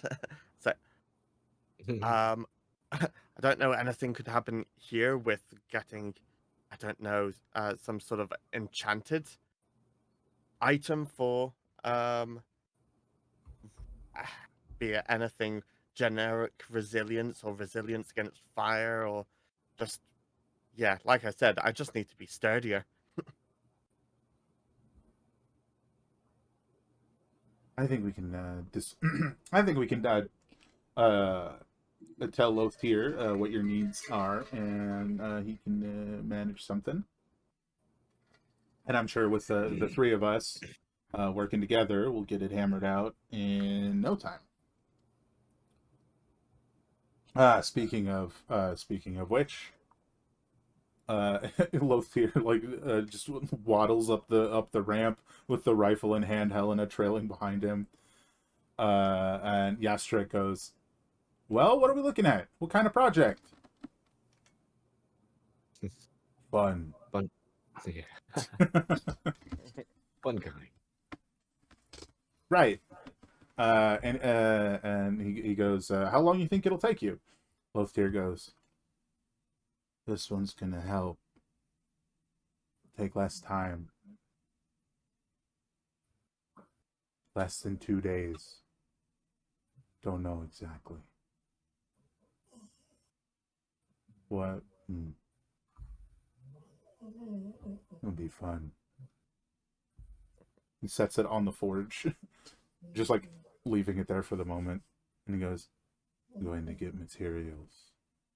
And as he starts to head down the hall, he goes, "Yes. It's a pale purple. You're going to look like you're and it like fades as he walks down the tunnel. Gonna look like you're royalty." Upon hearing that, you see Sar's face just sort of slightly drop. Things didn't go so well the last time that he was in royal looking attire. Well, well, that's handled. Fotrick's taking his nap. He was up most of the night mining up this chunk for this other project. Nothing for you guys to worry about. There's no time frame on that, but when he gets up, we'll get to work on some of this stuff, right? So we're going to be making short bow. We're going to be doing whatever he's doing with this weapon here, and he points at the rifle. And we're going to be making you some, finishing some resilient armor for you. Yeah, I think that should be enough. Well, if there's nothing else, I almost forgot. Payments for the rifle. Yeah. I thought maybe the bucket was going to pay for that. Well, the bucket Well, the technically bucket, hasn't yeah. been offered. You were just holding it. Yeah, indeed. And he's like conversing with you. And Yeah. he's like, so I think he would probably go, is that what that's for? Helena, is this what this is for? Whatever you want. I don't want to carry it anymore. Yeah. Right. It certainly looks different. And he grabs a hold of it, and like the moment he touches it, he's like, how do you have this made of solid obsidian? Who made this? This is unique. Do you know how difficult it would be to make this? And like, let's go, and it's like thunk, like thuds. Yeah. The handle thuds on the side of it. Yes. I had a cursed box once. The cursed box once. Magic does strange things. And he's like, turns to put it on the shelf, and he's like, and sets it on the floor under the shelf. Yeah. So I think Itella had a question. Oh, just a place to sleep while you guys work. I mean, if you'd like, we have. If you'd like, we do have some spare bed rolls, but you people just usually camp out in the cavern below. Yeah, I was thinking we could probably just camp out where the cart is. I was And- curious if Yeah, you have a cart. bath. Ooh, A or what? any other. He points towards. If you guys remember earlier, when Lothir was just like wandering off, he was like, he was headed to the like rightmost one, and he points to the one that he headed down. It was, sort of a. Well, you've given my brother quite the enjoyable project, it seems. So, it's sort of an artificial hot spring, if you will, if you head down that way. I think Lothir was just trying to get out of sight when he went that way earlier. He quite enjoys his projects, but does not like to be seen so much. In any case, makeshift hot springs if you'd like. Not makeshift. Like, Yeah. man-made hot springs. There we go. And sort of you can just relax in a bit of a hot bath, really. After all this dredging through and dragging the cart, hot springs. I think Corwin's indifferent to that kind of thing because he's just used to being in nature and dirty, and you know what I mean. Like he's like he has camouflage skills and whatnot. So it's like, and he it's starts usually like very going tidy. off about yes, there's a magma flow just behind that tunnel, and we use that heat to warm the hot springs, if you will, the bath. We also use it to power our forge. Enjoy, free reign of it until the projects are done. But I think that is where we're going to take our break. I think that's time for the rest for the people playing the characters to go get a bite to eat and a drink and things. So we'll see you guys in hopefully about 10 minutes, but maybe closer to 15 if I'm being totally honest. In any case, we'll see y'all in a bit. Enjoy the music.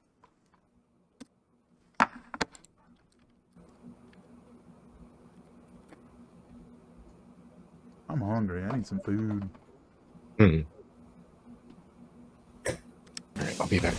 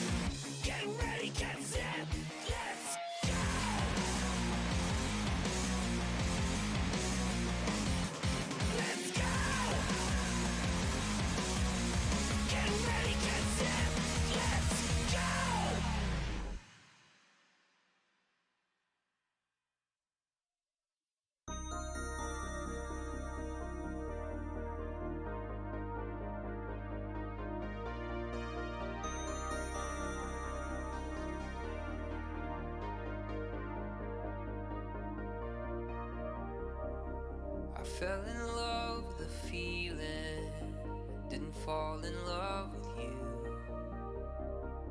It was a song I was singing, it wasn't meant for you. I'm sorry that I can't stay, and I'm sorry we're like years away. I bite your lip and you taste like summertime. I can't forget the days when you were mine. Do you wander the streets every night just to find me too?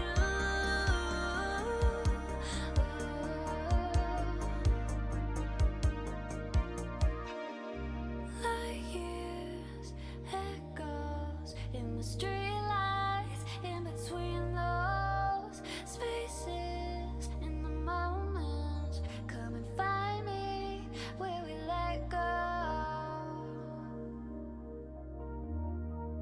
Come and find me where we let go. I fell in love with the feeling and your funny faces. You were beautiful and broken in all the right places.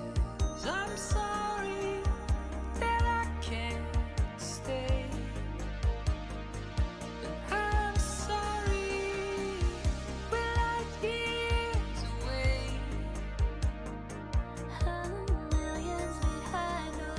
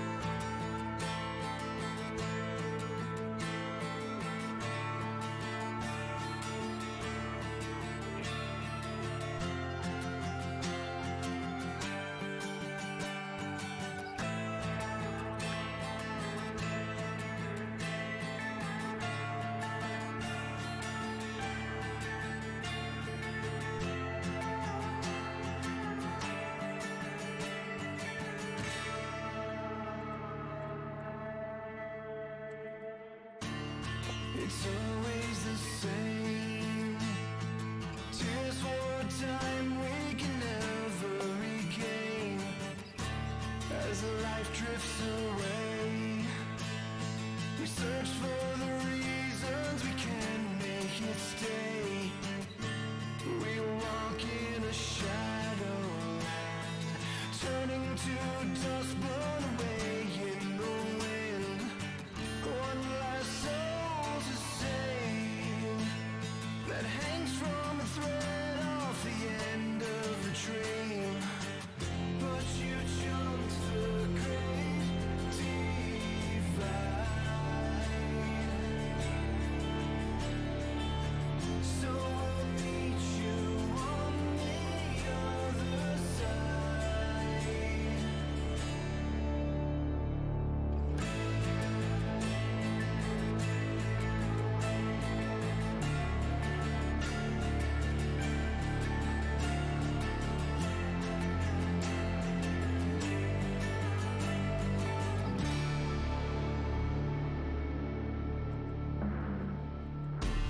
It's always the same. Born for a life we can never reclaim. As time drifts away, we search for the reasons we can make it stay. Alone in a shadowland, turning to dust blown away like the sand. One last soul to save that hangs off a dream at the end of a thread. But you jumped the great divide. So we'll meet you on the other side. We'll jump the great divide,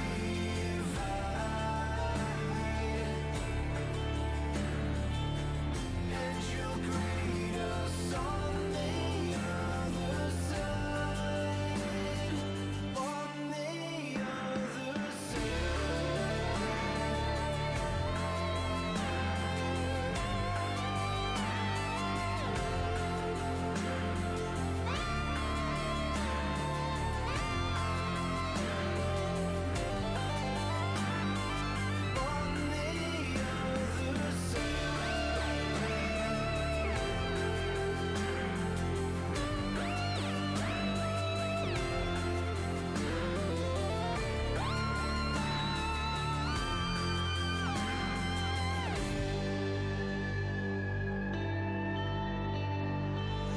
But you jumped the great divide.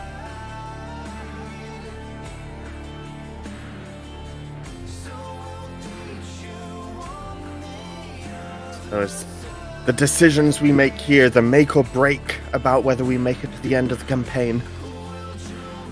You never know.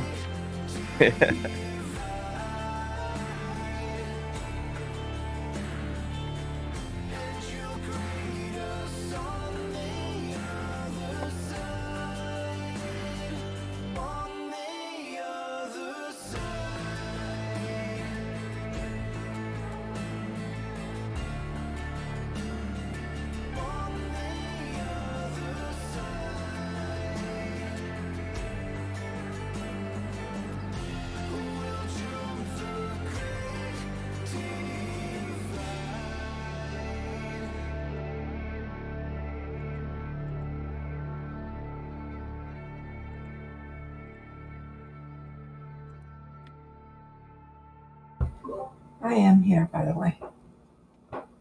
So, I Fine. will Hi. I will imminently be getting the stuff out the oven. Actually, I should probably check on that now. Did you send us the stats for the things that we just got? Yours, yes. I'm working on everyone else. Oh, you did? Where? Direct message.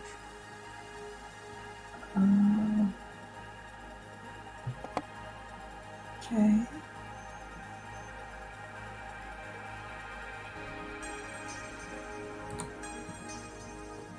Ah. Sorry, it took my brain just a second to figure that statement out, but I got it.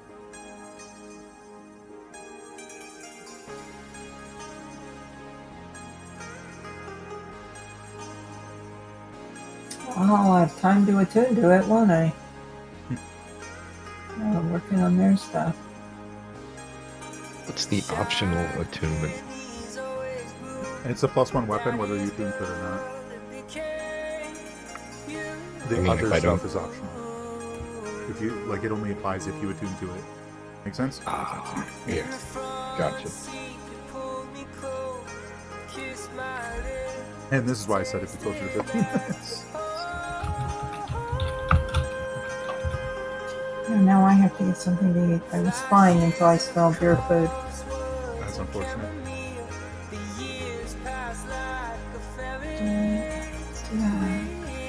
The attack isn't.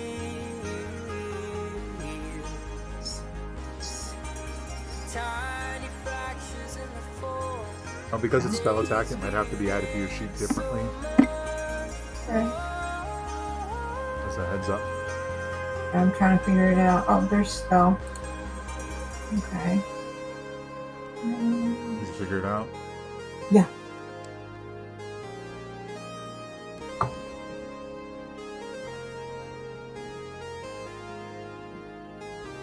This one just gonna put-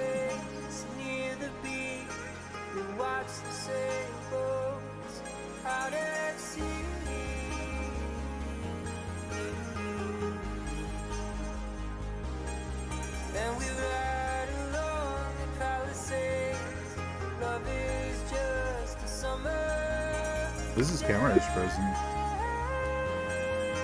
I think.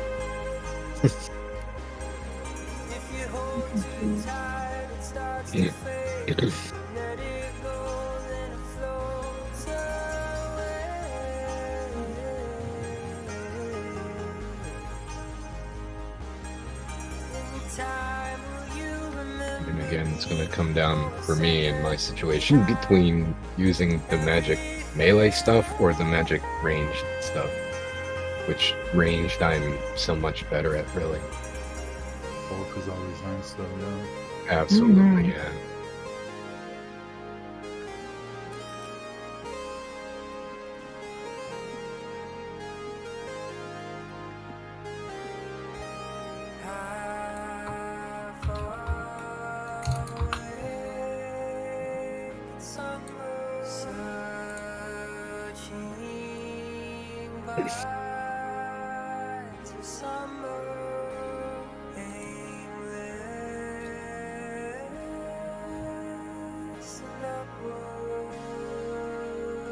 And I'm back.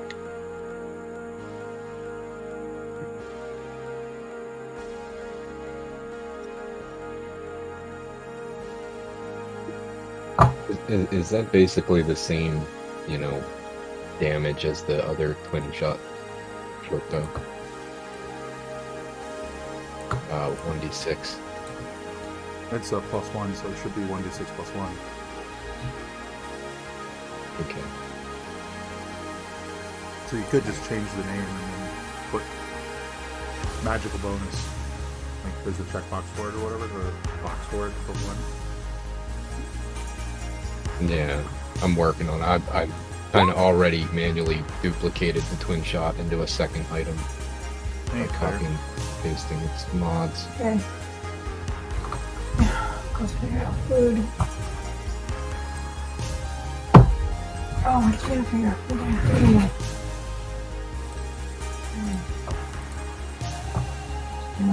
Am I actually frozen? Yep. Oh, you Yeah. may have been. Your video Yes. feed is, yep.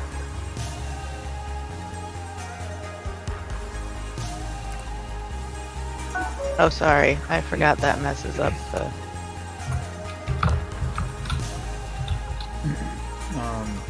Now it's not doing it. I'm not sure if you can drop, but I think you can. I think that's been changed.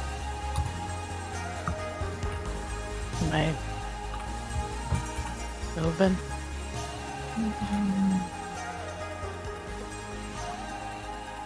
No, it's just dot dot dot for us.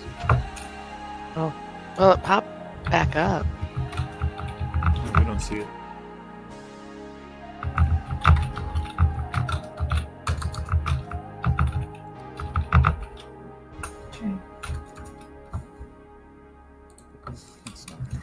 Did I like hang up? Yeah, drop out and come back in. Hopefully, it won't mess anything up.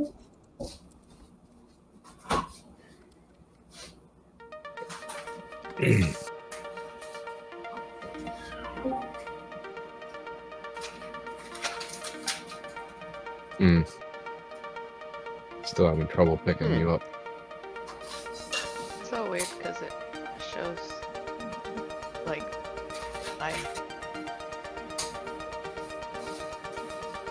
I see myself blinking.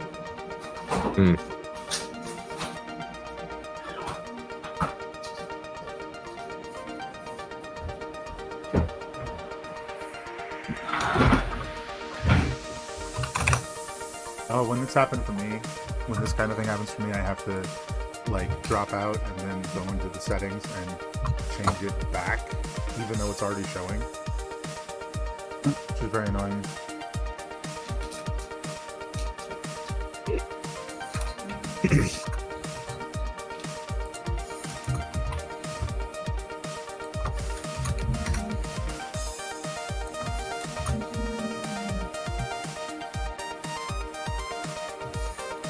Not sure.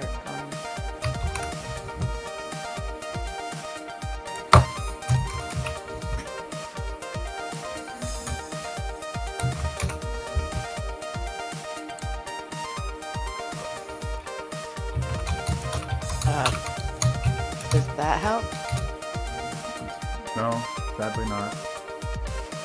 It's just kind of blank. No, actually, that's probably a good thing. Okay.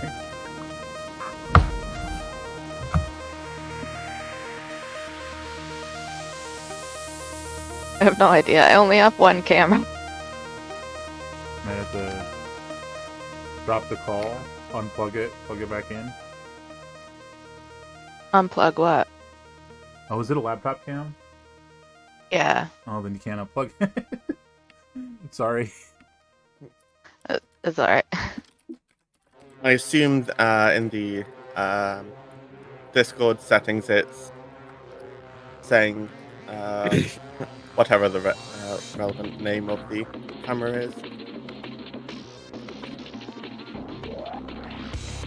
What happens? I'm actually curious what happens when I do. Goes green apparently.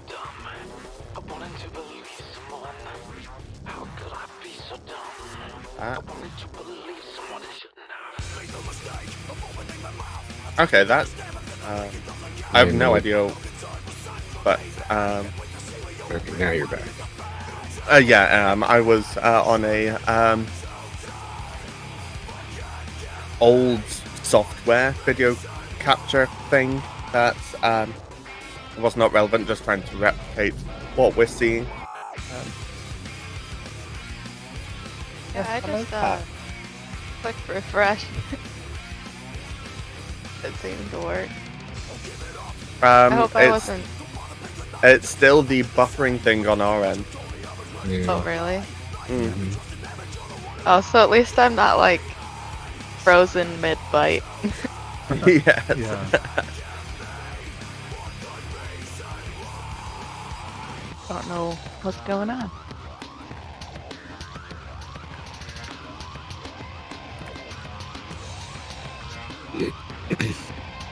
In the voice and video settings on Discord, is it the appropriate camera there? Yeah, I don't have any other options.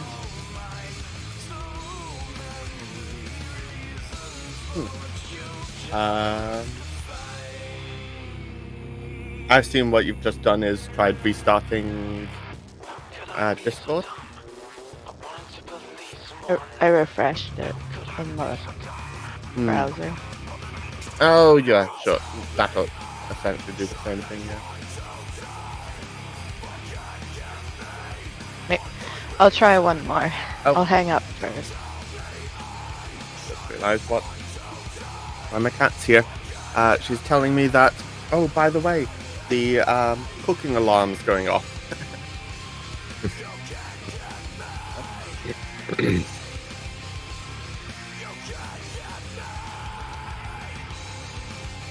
Still dot. Really good.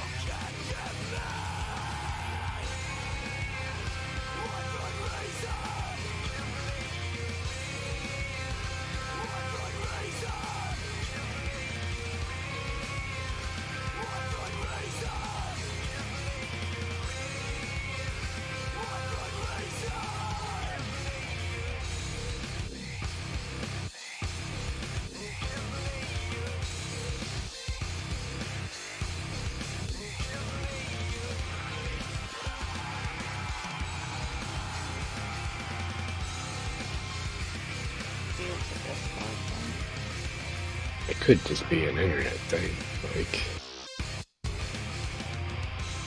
weather and everything. All I don't know. I mean, you know what I mean? Could just be something out of anybody's control. Yeah. Not the end of the world. Maybe if I sit here long enough, it'll pop up again. Is there an option to, use a token or overlay or whatever?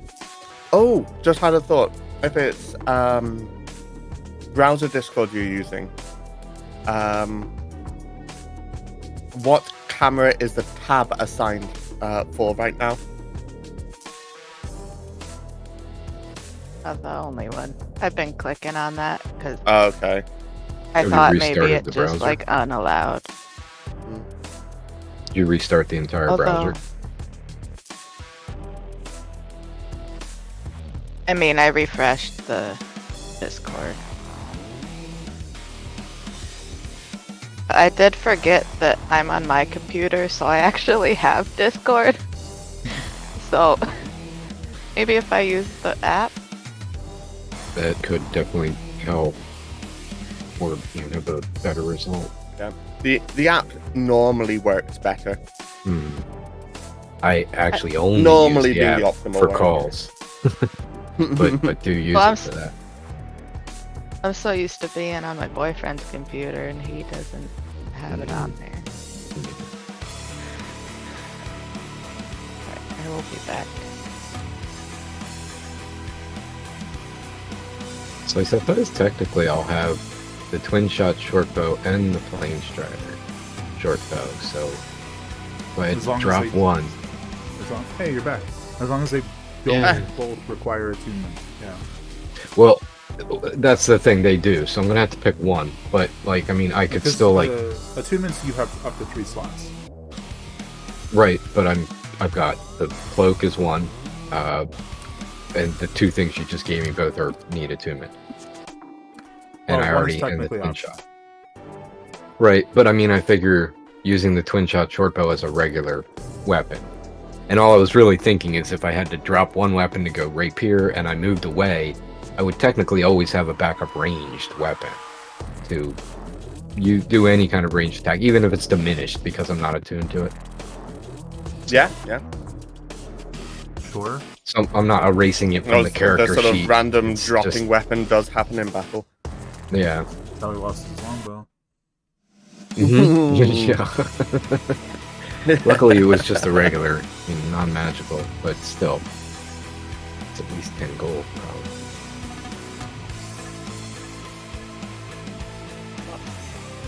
I found.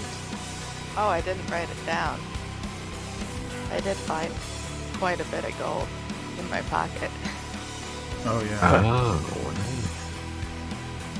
Oh, Popping up, and then we should be ready when I get back. that's good. But yeah, these people, the conversion rate for gold is probably not great. Yeah, maybe. More about what they can use it for as melted down materials as opposed to what these circles have stamped on them. Mm-hmm.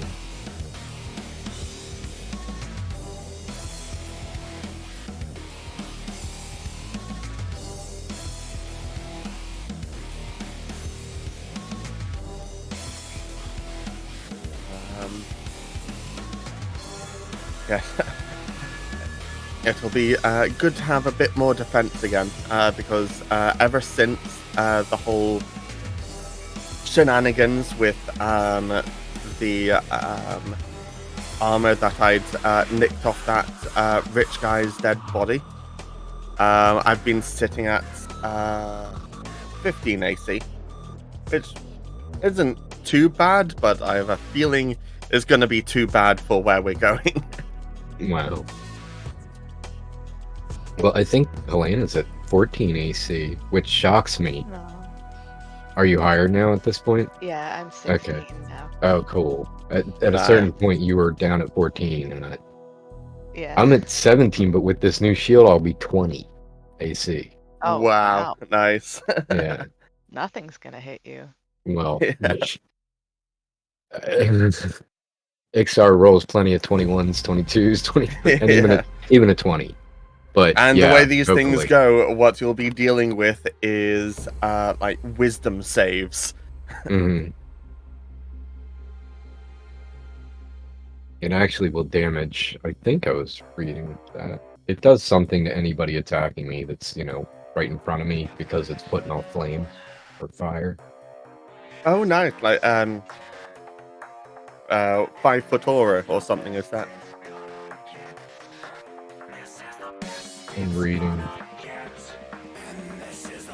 Any creature within 5 feet of its wielder that strikes the wielder with a melee attack takes 1 fire damage. Ah, no, it's like a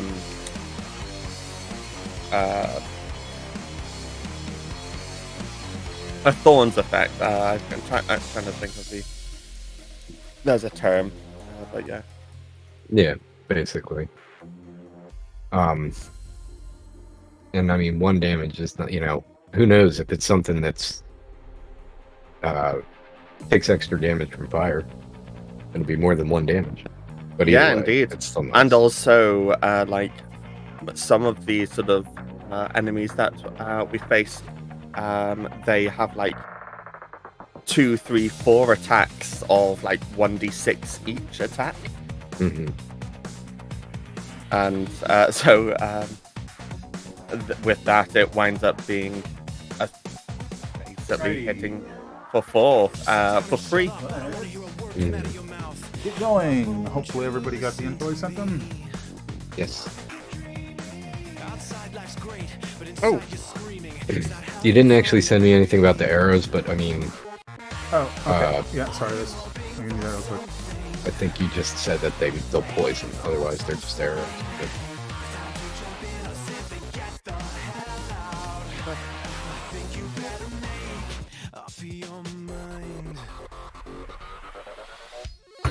Yeah.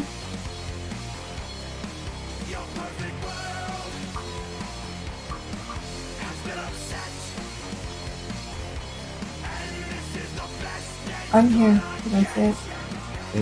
yes, sorry. I was just I didn't know if I said it or just thought it. Come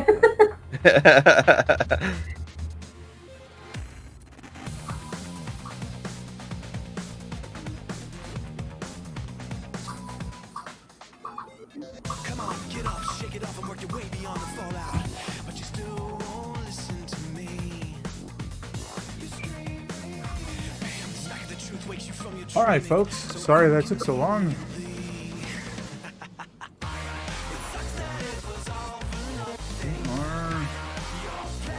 Walk. Walk. We are back. Hello, hello. Alrighty. So, you guys just made a couple of deals and got some objects and items, which you may or may not be actually technically having until 2-3 days from now. For some of you. Did anybody get any silver weapons? No. Maybe. Isn't that why we came? Well, Did Corin get? Depends on the arrows. They're not I mean- silver Depends on the- arrows. Okay. Oh, okay. Silver arrows. Oh, okay. That's something. Oh no, they're not silver arrows. I mean, I think we all got something that we wanted, but it was, it's not specifically silver necessarily. It's just we needed magical things, something will do Right. damage to, like Right. cantrips. Oh, actually, yeah, that actually does I think. remind me of something I had completely forgotten. Like 2 sessions ago, I was going to bring up silver bullets for That could be something that could be rifle. conceivably crafted, but not in the 2 days that you guys have. Mm, Like, if it takes 2 days to make everything else, they're making everything else, Right. And even though Yeah. she can make her own bullets, as as her and I have discussed before, you need silver, which you would probably have to buy from them. yeah.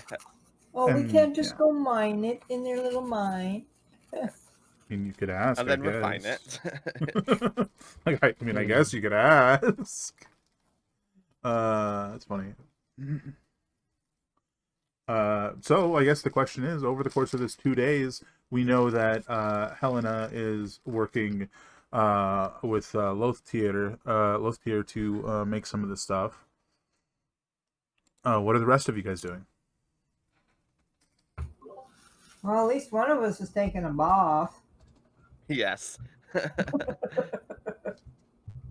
Whatever time it takes to do the 2 attunements I have to go through, Yeah. and weaving. Your sword doesn't have attunement?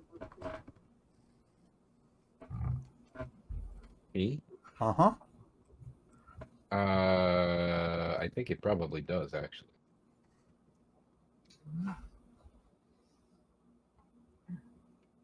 Though I don't see it say it does.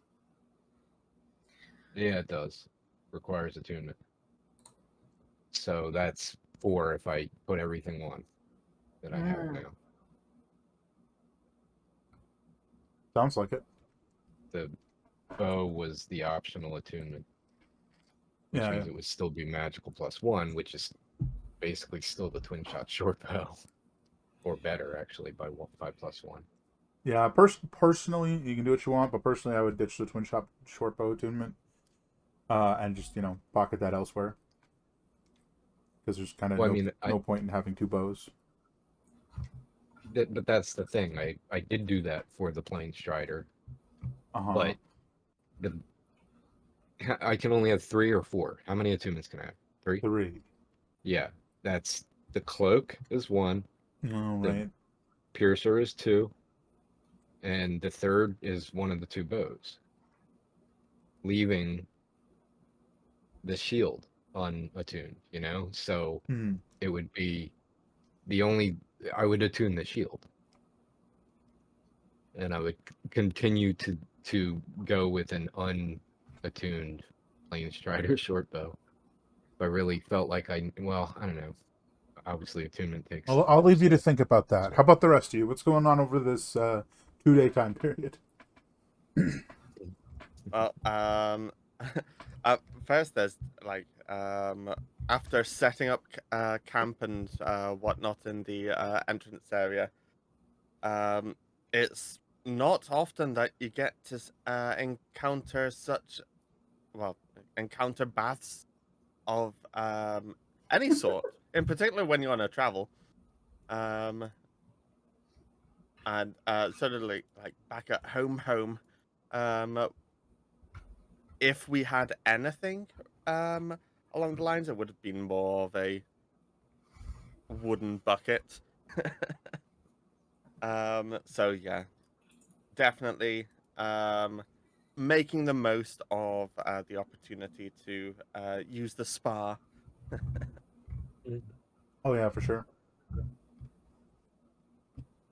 Well, I would check out the spa the first day, but then after that, I think I would go around sketching things. Just sketching the different weapons, sketching them. No sketching me in the spa. No.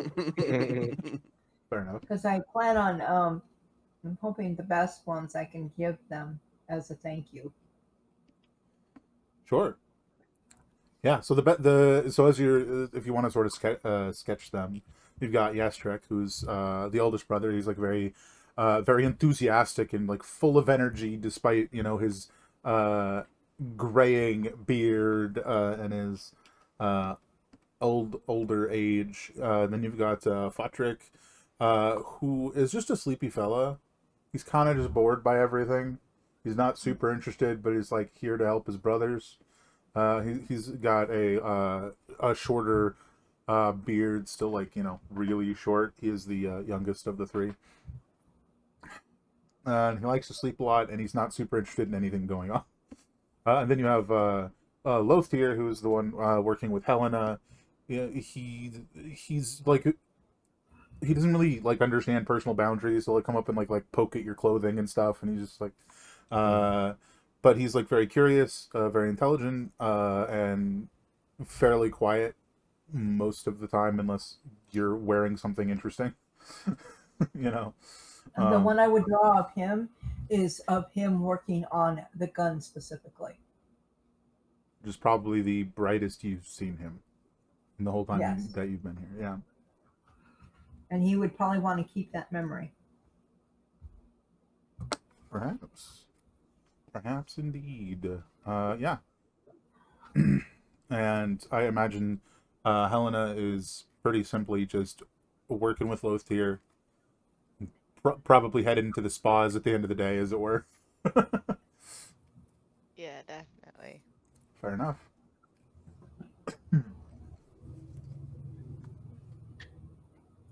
Bad timing to eat a cracker. So, it's probably, it's probably late night the next day. So this is like normally when you guys would be setting up watch and stuff. And you guys are sort of just like at whatever location your camp is. Inside this like huge cavern, and you're just chilling. Whoever's down there. Who do you think would be down there towards the end of the second day? Let's assume Helen is still up there working, but not for much longer. Star would be down there. Would anyone be outside at this hour? This is pretty late at night. Like it's dark. It's been dark for like 40 minutes, kind of thing. And it's a reasonable trek. Like we're talking,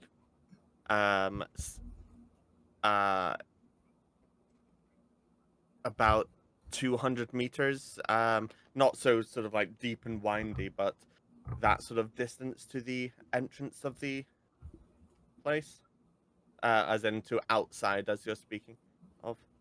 More like 100, maybe even a little less than that. But there and back is like 200-300, sure. I think Corwin would set up somewhere near, if there's a tunnel into the cavern, Corwin would set up near where the cavern and the tunnel meet in such a way that he won't be seen by anything coming through the tunnel. So he will have the jump on anything entering the cavern. And attuned to his stuff, and otherwise if someone else needs, but the rest of the spare time he'd be there for a defensive posture. How Give me a far perception away check. from the cart are we? I imagine you guys set up camp around the cart. Okay.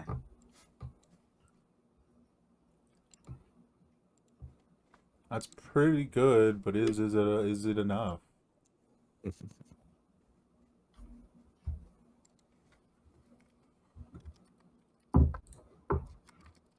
me double check a thing before I make a mistake. Yeah, just I guess sort of loosely speaking, to make sure that got the idea right. We've got say each square is about 25 feet. We've got this big sort of cavern that is very sort of artificially square. We've got this area that's sort of like this wooden pathway that sort of like leads somewhere else, Mm-hmm. and we've got like this sort of entrance way. Something like that is what we're looking like. More or Looking at. less, yeah. Yeah. And sounding like Corwin's setting himself up somewhere akin to this. Yeah. And off to then the we've side. all probably sort of camped up somewhere like that, maybe. What's everyone think? Or that? I don't know. Yeah, earlier it was like the cart was right near the ramp. Yeah, you guys Yeah, had so stuck it under. So if you yeah, didn't yeah. move it, you're camping out under the ramp. Yeah. That makes sense, yeah. Which is kind of partial cover, if you will, so sure. Holy hell. Ah. Oh I my didn't goodness. accidentally draw something, did I? Oh, no, that was the... Oh, no. Oh, I see. So none of you guys see or hear anything. Sorry, you're sort of like sitting by the cart doing, whatever it is you're doing, right?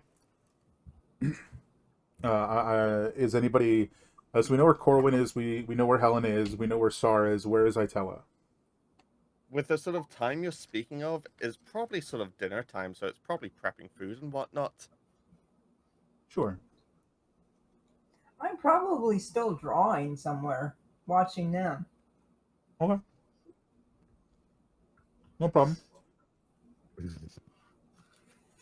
You hear a familiar voice, Sar, go,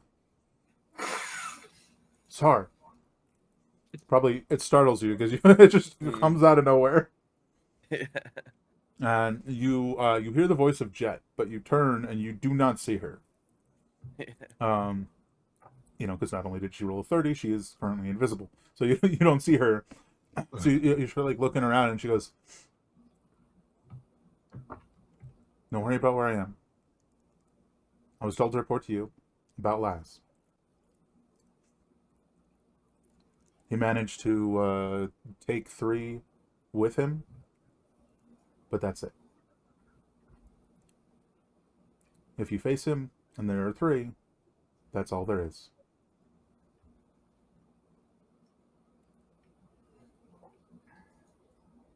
Oh, if you don't have any questions for me. Yeah. Sort of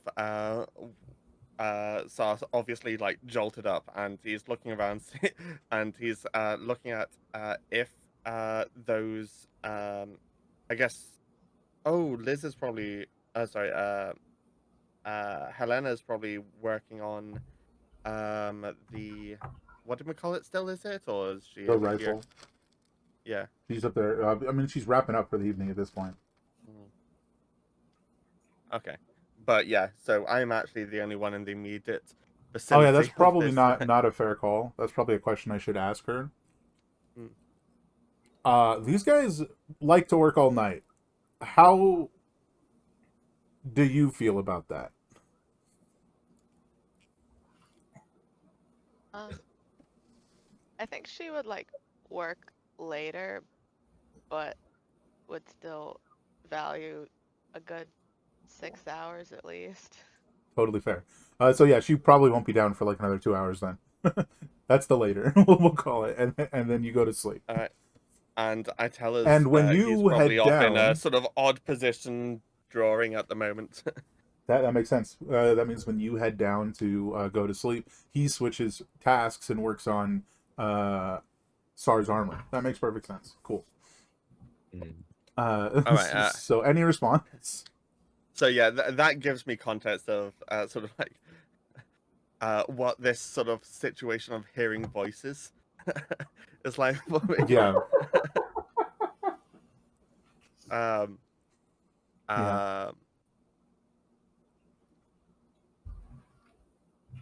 Okay. Thanks. Do you know if they're about to come, or if they're sort of on the horizon? Great question. I'm much faster than they are. They are at least a day out, possibly 2. I will warn you. he's managed to get his hands on a means to track your, what the hell's it called? Your charge, the beacon. Mm. So I fear there is no hiding from him. Your quarry, your payload. Your payload, yeah. Yeah.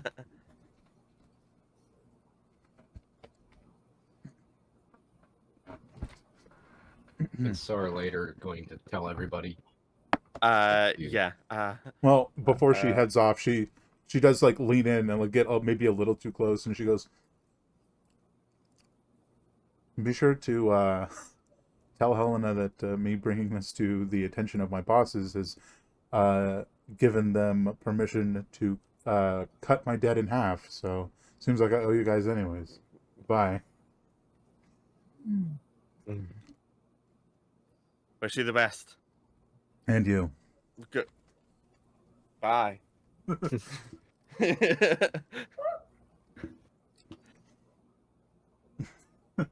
Meanwhile, with your 20 perception, you hear Sar talking to someone, Corwin. Yeah. I do think you probably heard her voice. It was Mm. definitely a surprise, but by the time you registered what was going on, she was dashing out. Mm-hmm. Okay. And I mean, other than that, and possibly befriending some dwarves, it's relatively uneventful for the last day. I unattune the Wormfang Piercer. I'll use a regular rapier, so I'll have the twin shot or the plain strider bow. Do you do that in like near them, or are you shoving it in the cart or a bag or whatever? The ones that I'm not going to use. Sorry, my brain just specifically. I'm asking, what are you doing with the worm fang? Oh, I guess it would be in the cart, or yeah. I mean, it doesn't make sense for me to carry 2 rapiers, 2 twin, or 2 bows, 2 short bows, and a shield. So I guess I don't know if I would carry as many as I could, but the rapier and whatever would make no sense. I would just have in the cart. Well, moving past that, I think if you guys are like sort of packing up to leave, and Helena's gotten the modified rifle with her, and that, and I imagine you went out and tested it, and it was like the difference between like to like so like a noticeable difference, sure. Mm-hmm. Oh, then the cloak is my 3rd attunement. So the cloak, the shield, and the bow. Sure. I unattuned the other bow and the other rapier, so I unattuned 2 things. I forgot you had another rapier, but yeah, I didn't even remember that. So I think as you guys are sort of like packing up and getting all your stuff ready to go, the three brothers are standing there, and the eldest one is like, "Well, if there's nothing else you guys need, you sure there's nothing you need? Seemed like y'all, like the lot of y'all had some pretty interesting items we could keep trading for. Saw a couple more eggs of some strange nature in there. Oh, those are just no, that they're not for sale." Huh? No, the other ones. Well, mine. I walk up to them and hand them each their little drawing. I think Thank you for letting us stay here. there's a sudden like jolt of motion, and the very like wordlessly Lothier gives you a hug and steps back. Please.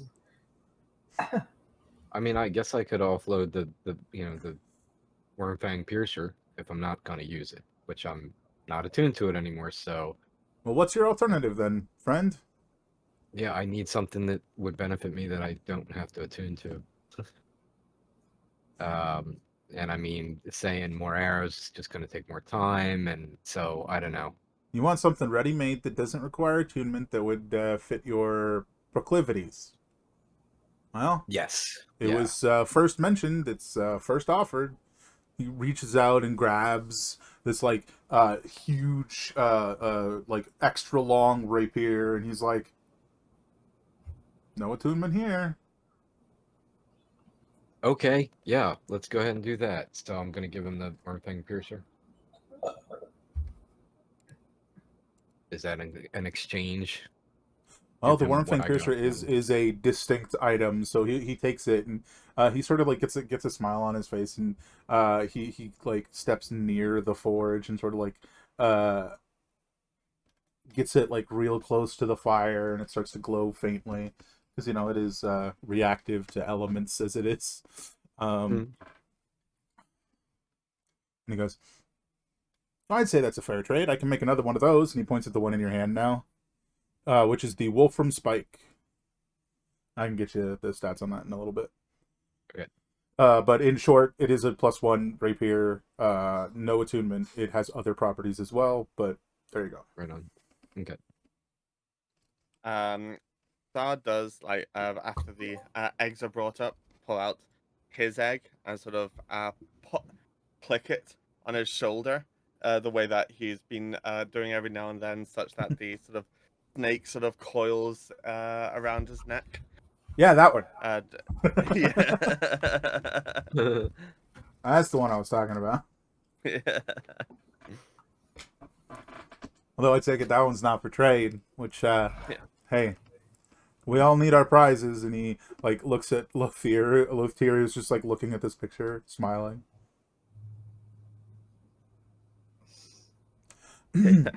Oh, that's nice. Right. Hey, when you pass back by, be sure to stop in. We'll even let you use the hot springs without paying, without even having to buy nothing. Yeah. Nice. So I'll go to shake his hand and say, if I find anyone with interesting things, I'll be sure to send them your way. Going to shake his hand as well. Oh yeah, he'll reciprocate. Shakes your hand. Well, this is good to meet. Good to meet the lot of you. Yeah, I'd Eh. shake their hand. And Fotrick goes, "This is the least boring thing that's happened all year." You guys, exchange handshakes and head off. Enjoying your new weaponry. Where are we heading now? And I guess SARS told us what Jet said. Yeah. So if anyone didn't catch it, then yes. We got a day or two. Because and also people sort of arrived in at the evenings at various times. So like so as soon as probably after a bit of talking to the winds later, without realizing that there's absolutely no one left there, would have gone over and told Corwin, which would probably alerted Atella that something was going on from their drawing, and then obviously late in the evening, Helena appearing. Mm. Yeah, so that would have been the night So- before you guys wrapped up, left, said your goodbyes. Drawings were Yeah. given. So before that. So I mean, has it actually been a day? Like we've slept and now we're leaving in the morning after Jet. So it's basically been a whole long rest since Jet said what she said. Correct. Okay. Although so, Jet was there so late in the evening that you couldn't have done anything else really. You know what I mean? Right. It was the dead end of the day, or whatever phrase you want to use there. I think. I mean, what comes to mind now is, well, that's an incoming missile, basically. Laz is coming. Should we actually stick here and try to use the terrain? And like he's got to come through this tunnel. This is going to be a choke point if he wants to get to us. So that's my first thought. Is we know that's incoming. I think that's Where pretty do we wanna handedly fight? going to be dismissed, though. for They don't want us to do it several here. reasons. Yeah, I don't think they'd be happy. For one, I don't think they'd be happy with that. And we're kind of Okay. like retconning that this conversation happened before you guys said goodbye, which is a little weird. Well, actually, not necessarily. I was gonna say we could say it as we're leaving or something, but I get it. Or even And stick around at the entrance, I guess. But yeah. and You the guys are Corwin had technically supposed to Saul be would be getting against somewhere the quickly, idea. though. right, and either that's the thing. It's like if Corwin wouldn't think what I was suggesting, then Yeah. skip it. Never mind.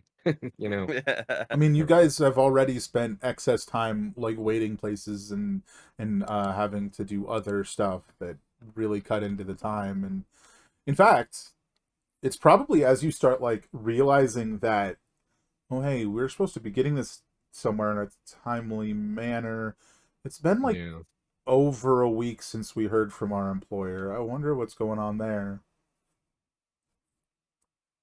I had completely forgot about that means to communicate with the What? employer.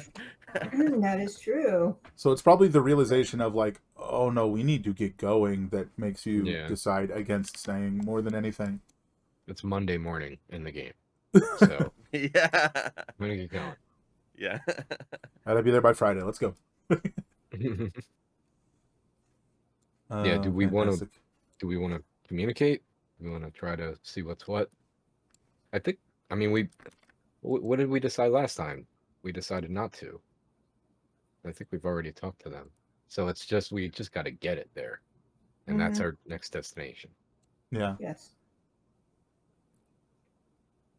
Yeah, they've not reached out to us yet, and they didn't give us. Oh God, I hope they're still alive. Well, I mean, we can reach out to them, like let them know. At this point, you guys are uh, on your path. You guys are yeah, traveling yeah, along in this th- conversation. Yeah, we need to go. this is Mhm. discussion on the go. Yeah. Mhm. Yes. Right. Um. We haven't heard from them. I hope they are still alive. Yeah. Mhm. We could try communicating with them, because presumably this is a known waypoint in the north, like a known sort of place that people pass through and whatnot. Oh, for Mhm. sure.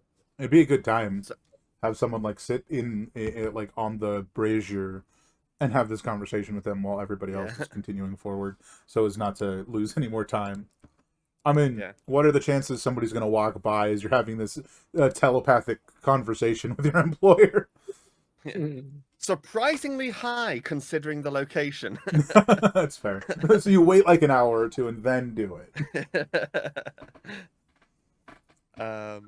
But yeah, like it's a ring that Liz has or something, is it? Mm. Yeah. It's a one way, like not one way. It's a one target message sort of ring. Mm. Oh yeah, The like rings communicate to each other kind of vibe. like ascending but not. It's the two cans with the string attached. Which I think it's Helena that has the ring. And Yeah. she's been the voice of the party most of the time, so. And yeah, she did a bunch of in the past listening in about sort of what's going on in the background and that sort of stuff with variable success rates. Right. But we just need to tell them we just left there and we're on our way. Nothing fancy. Oh yeah, that you guys just left the Rouse Rock Brothers Mm-hmm. Oddity Emporium. We got goodies.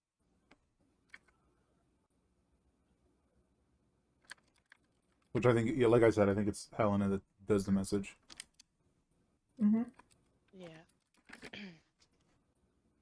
So are we doing that like right now?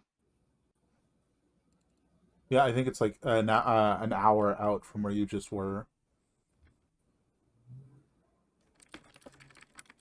So after a bunch of discussion about, oh, do we want to do this? And actually, so yeah, let's nail down what we want to say, shall we? Oh yeah, let's We've be just- specific to save time. Yeah. Mm-hmm. Sure. we Oh, got, also we want, in case anybody else is listening in, maybe. Yeah, they could be captured, in which case we're calling their captors. Mm-hmm. Okay, so that So in that scenario, it would be like less specific as to location, right? Is that what you mean? Perhaps. No, we just say we're still on our way and just leave it at that. Just letting them know we're still alive, and that's it. Maybe getting closer. Yeah. Yeah. yeah, just yeah, just a super vague. Uh, don't worry, we're good. See you soon, ish, maybe. Yeah, and see if there's any response, I guess. The response comes. It does come, and it's in the same like distorted voice that makes it kind of hard to tell who's talking. And it, the reply is, "Quickly, I hope." Her herald approaches.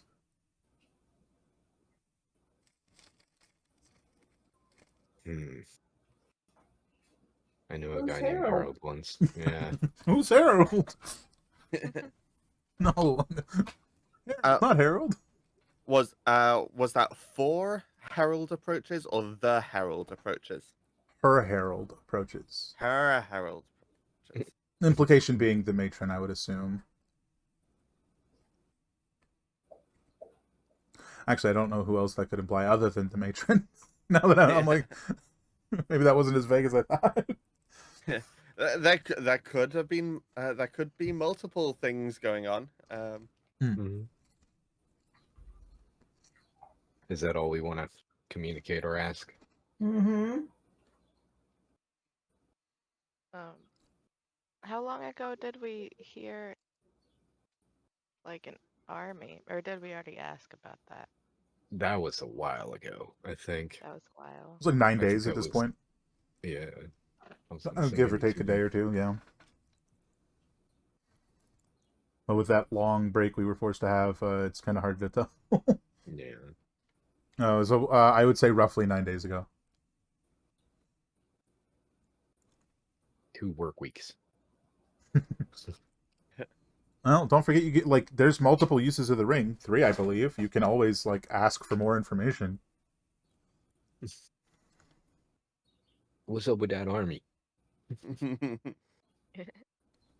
But I do know you guys had previously been trying to avoid asking too many questions. To I don't know why actually. You just were. They were being when they were based on what Helena was hearing them say, and she was only able to sort of get these sort of army things and whatnot through decent perceptions from the buyer being intentionally sort of separating the what they're doing and the communication with us. Mhm. Like those are 2 separate entities, and Helena was sort of listening in, sort of trying to merge the 2. Sure, yeah. It did, however, feel, what I mean to say is it did feel like you guys were trying to avoid asking too many questions. But Mm-hmm. it seemed like, I guess that's why, right? Is because there were 2 separate entities. She was kind of trying to figure it out, and asking questions about that meant you were figuring things out, and you guys didn't want to get in trouble, so to speak. Yeah. I think that's what it was. Which fair. But if there's nothing else you guys want to ask, you guys can pretty much continue straight onward till evening for sleeping. Sounds good. Yeah, no problem.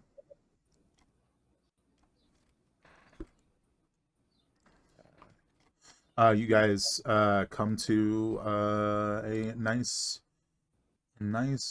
place to rest. That evening. So you guys leave. You have the communication. You travel for the rest of the day. You come to a nice, relatively safe place to rest. You set up your hallucinatory terrain. And you guys, assuming no farther communication between any of you guys, that you guys don't want to talk about anything or whatever. Unless you do.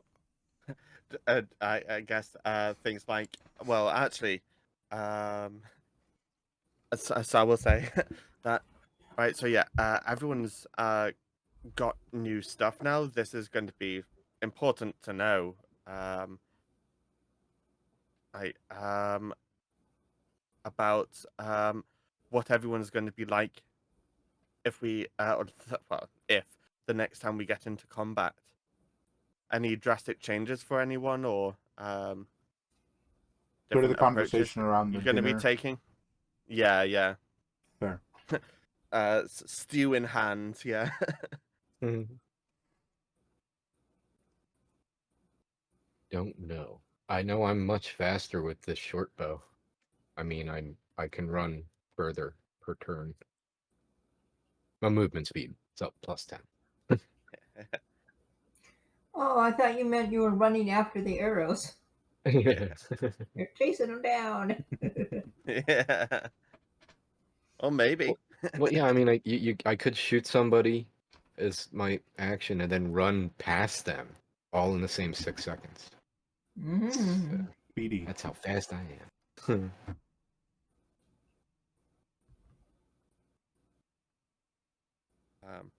Yeah. For me, I can.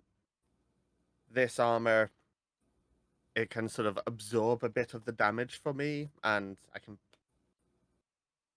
be a bit sneakier. But all in all, you're gonna see the same sort of thing from me. Well, you're our tank, so that's great. Yeah. No, I'm a healer. Oh, same thing. Yeah. I'm a tank healer. Like, either I'm tanking and healing myself, or I'm not in the front lines and I'm just trying to heal everyone. Yeah. For sure. How about And I got you, more Helena? lightning. Oh, yeah, sorry. Oh, yeah. I missed that. What was that? Sorry. I said I got more lightning. Mm. Nice. Bees and lightning. Sounds very Things that leave a dangerous. buzzing in your Mhm. And how did the work on that boom deck go? Good. It's quieter, and I can make it even quieter if I really need to, and it's a little bit stronger. That's nice. I mean, No more air horses. that Heck yeah. and maintaining stealth, like you could potentially shoot something no one would even know. Wouldn't that be That's nice? snazzy. Yeah. John Wick.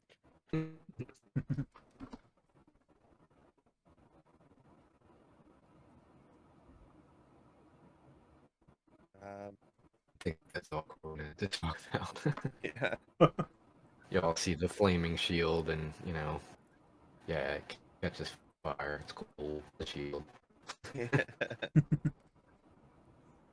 Fair enough. So I think what happens is you guys sort of rest for the evening. As before, as previously mentioned, the last couple nights, Sar sort of wrestling with this strange familiarity with the stars and not remembering the names that you feel like you should know. Which always sucks when you forget someone's name and then you feel really bad about it. Like that's what you're going through right now. I know it all too well because, one, I've introduced myself to the same person 3 times. Oh dear. And I've worked a job with someone that I didn't know their name for 6 months.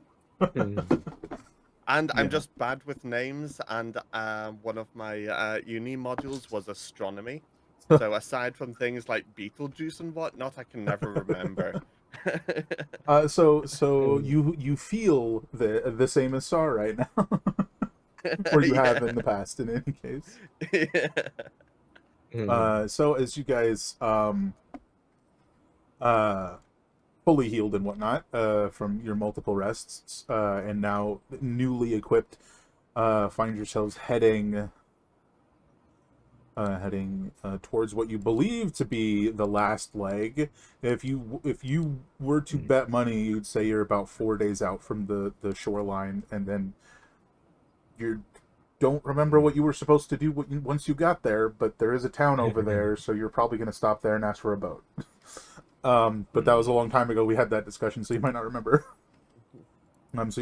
So as you guys are heading in that direction, you guys find yourselves traveling pretty much the whole day until maybe about an hour before you go. You'd normally go down to rest, and as you guys are continuing forward, you let me make sure this is the right map. Find a number of... Where are you?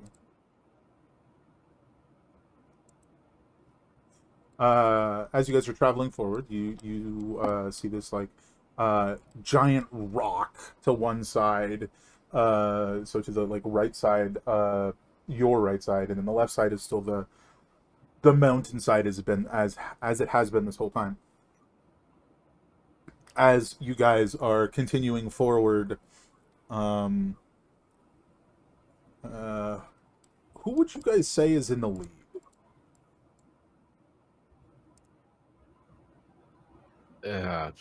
I mean, if we're still pulling the beacon in the cart, I'm usually right next to Dribbly. Is anybody ever really out in front of us?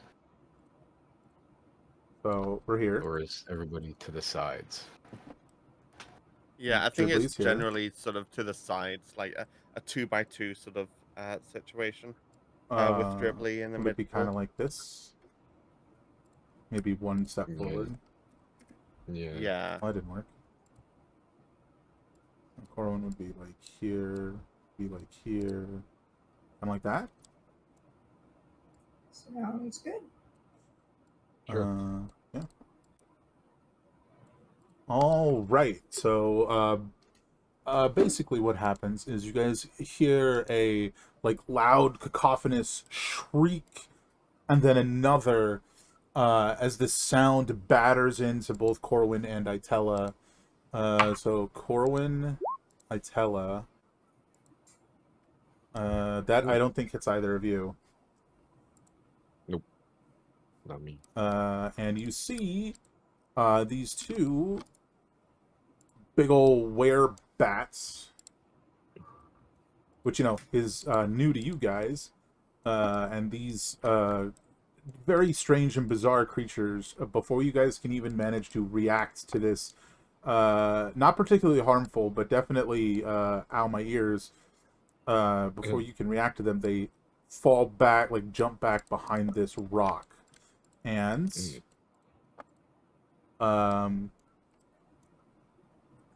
that's the path you guys are on, so one would assume you're going to continue that path. No, we'll just go home now. Yeah. you just see a couple werebats, they yell at you, and then you leave. Let's go back to the dwarves and say, you didn't tell us about the bats. But as I imagine you guys are preparing to defend yourselves, I think that's where we will end it for today, and we will start here next week, I believe. Yes, all good on my end. Good for me. Fantastic. Alrighty, so as we wrap up, I'm gonna do a thing I forgot to do when I streamed on Wednesday. So I have a new 5e supplement now published on DM's Guild. It is Remnants of the Lost Valley. If you guys want to check that out at some point, that'd be super neat. It is not currently, but it will within the hour be in the panels below. Other than that, I thank you all so much for coming. I hope you all have an absolutely fantastic day. But I think that's it for us. Yeah. Bye, everybody. Take care, everyone. Yeah, and as always, great gaming.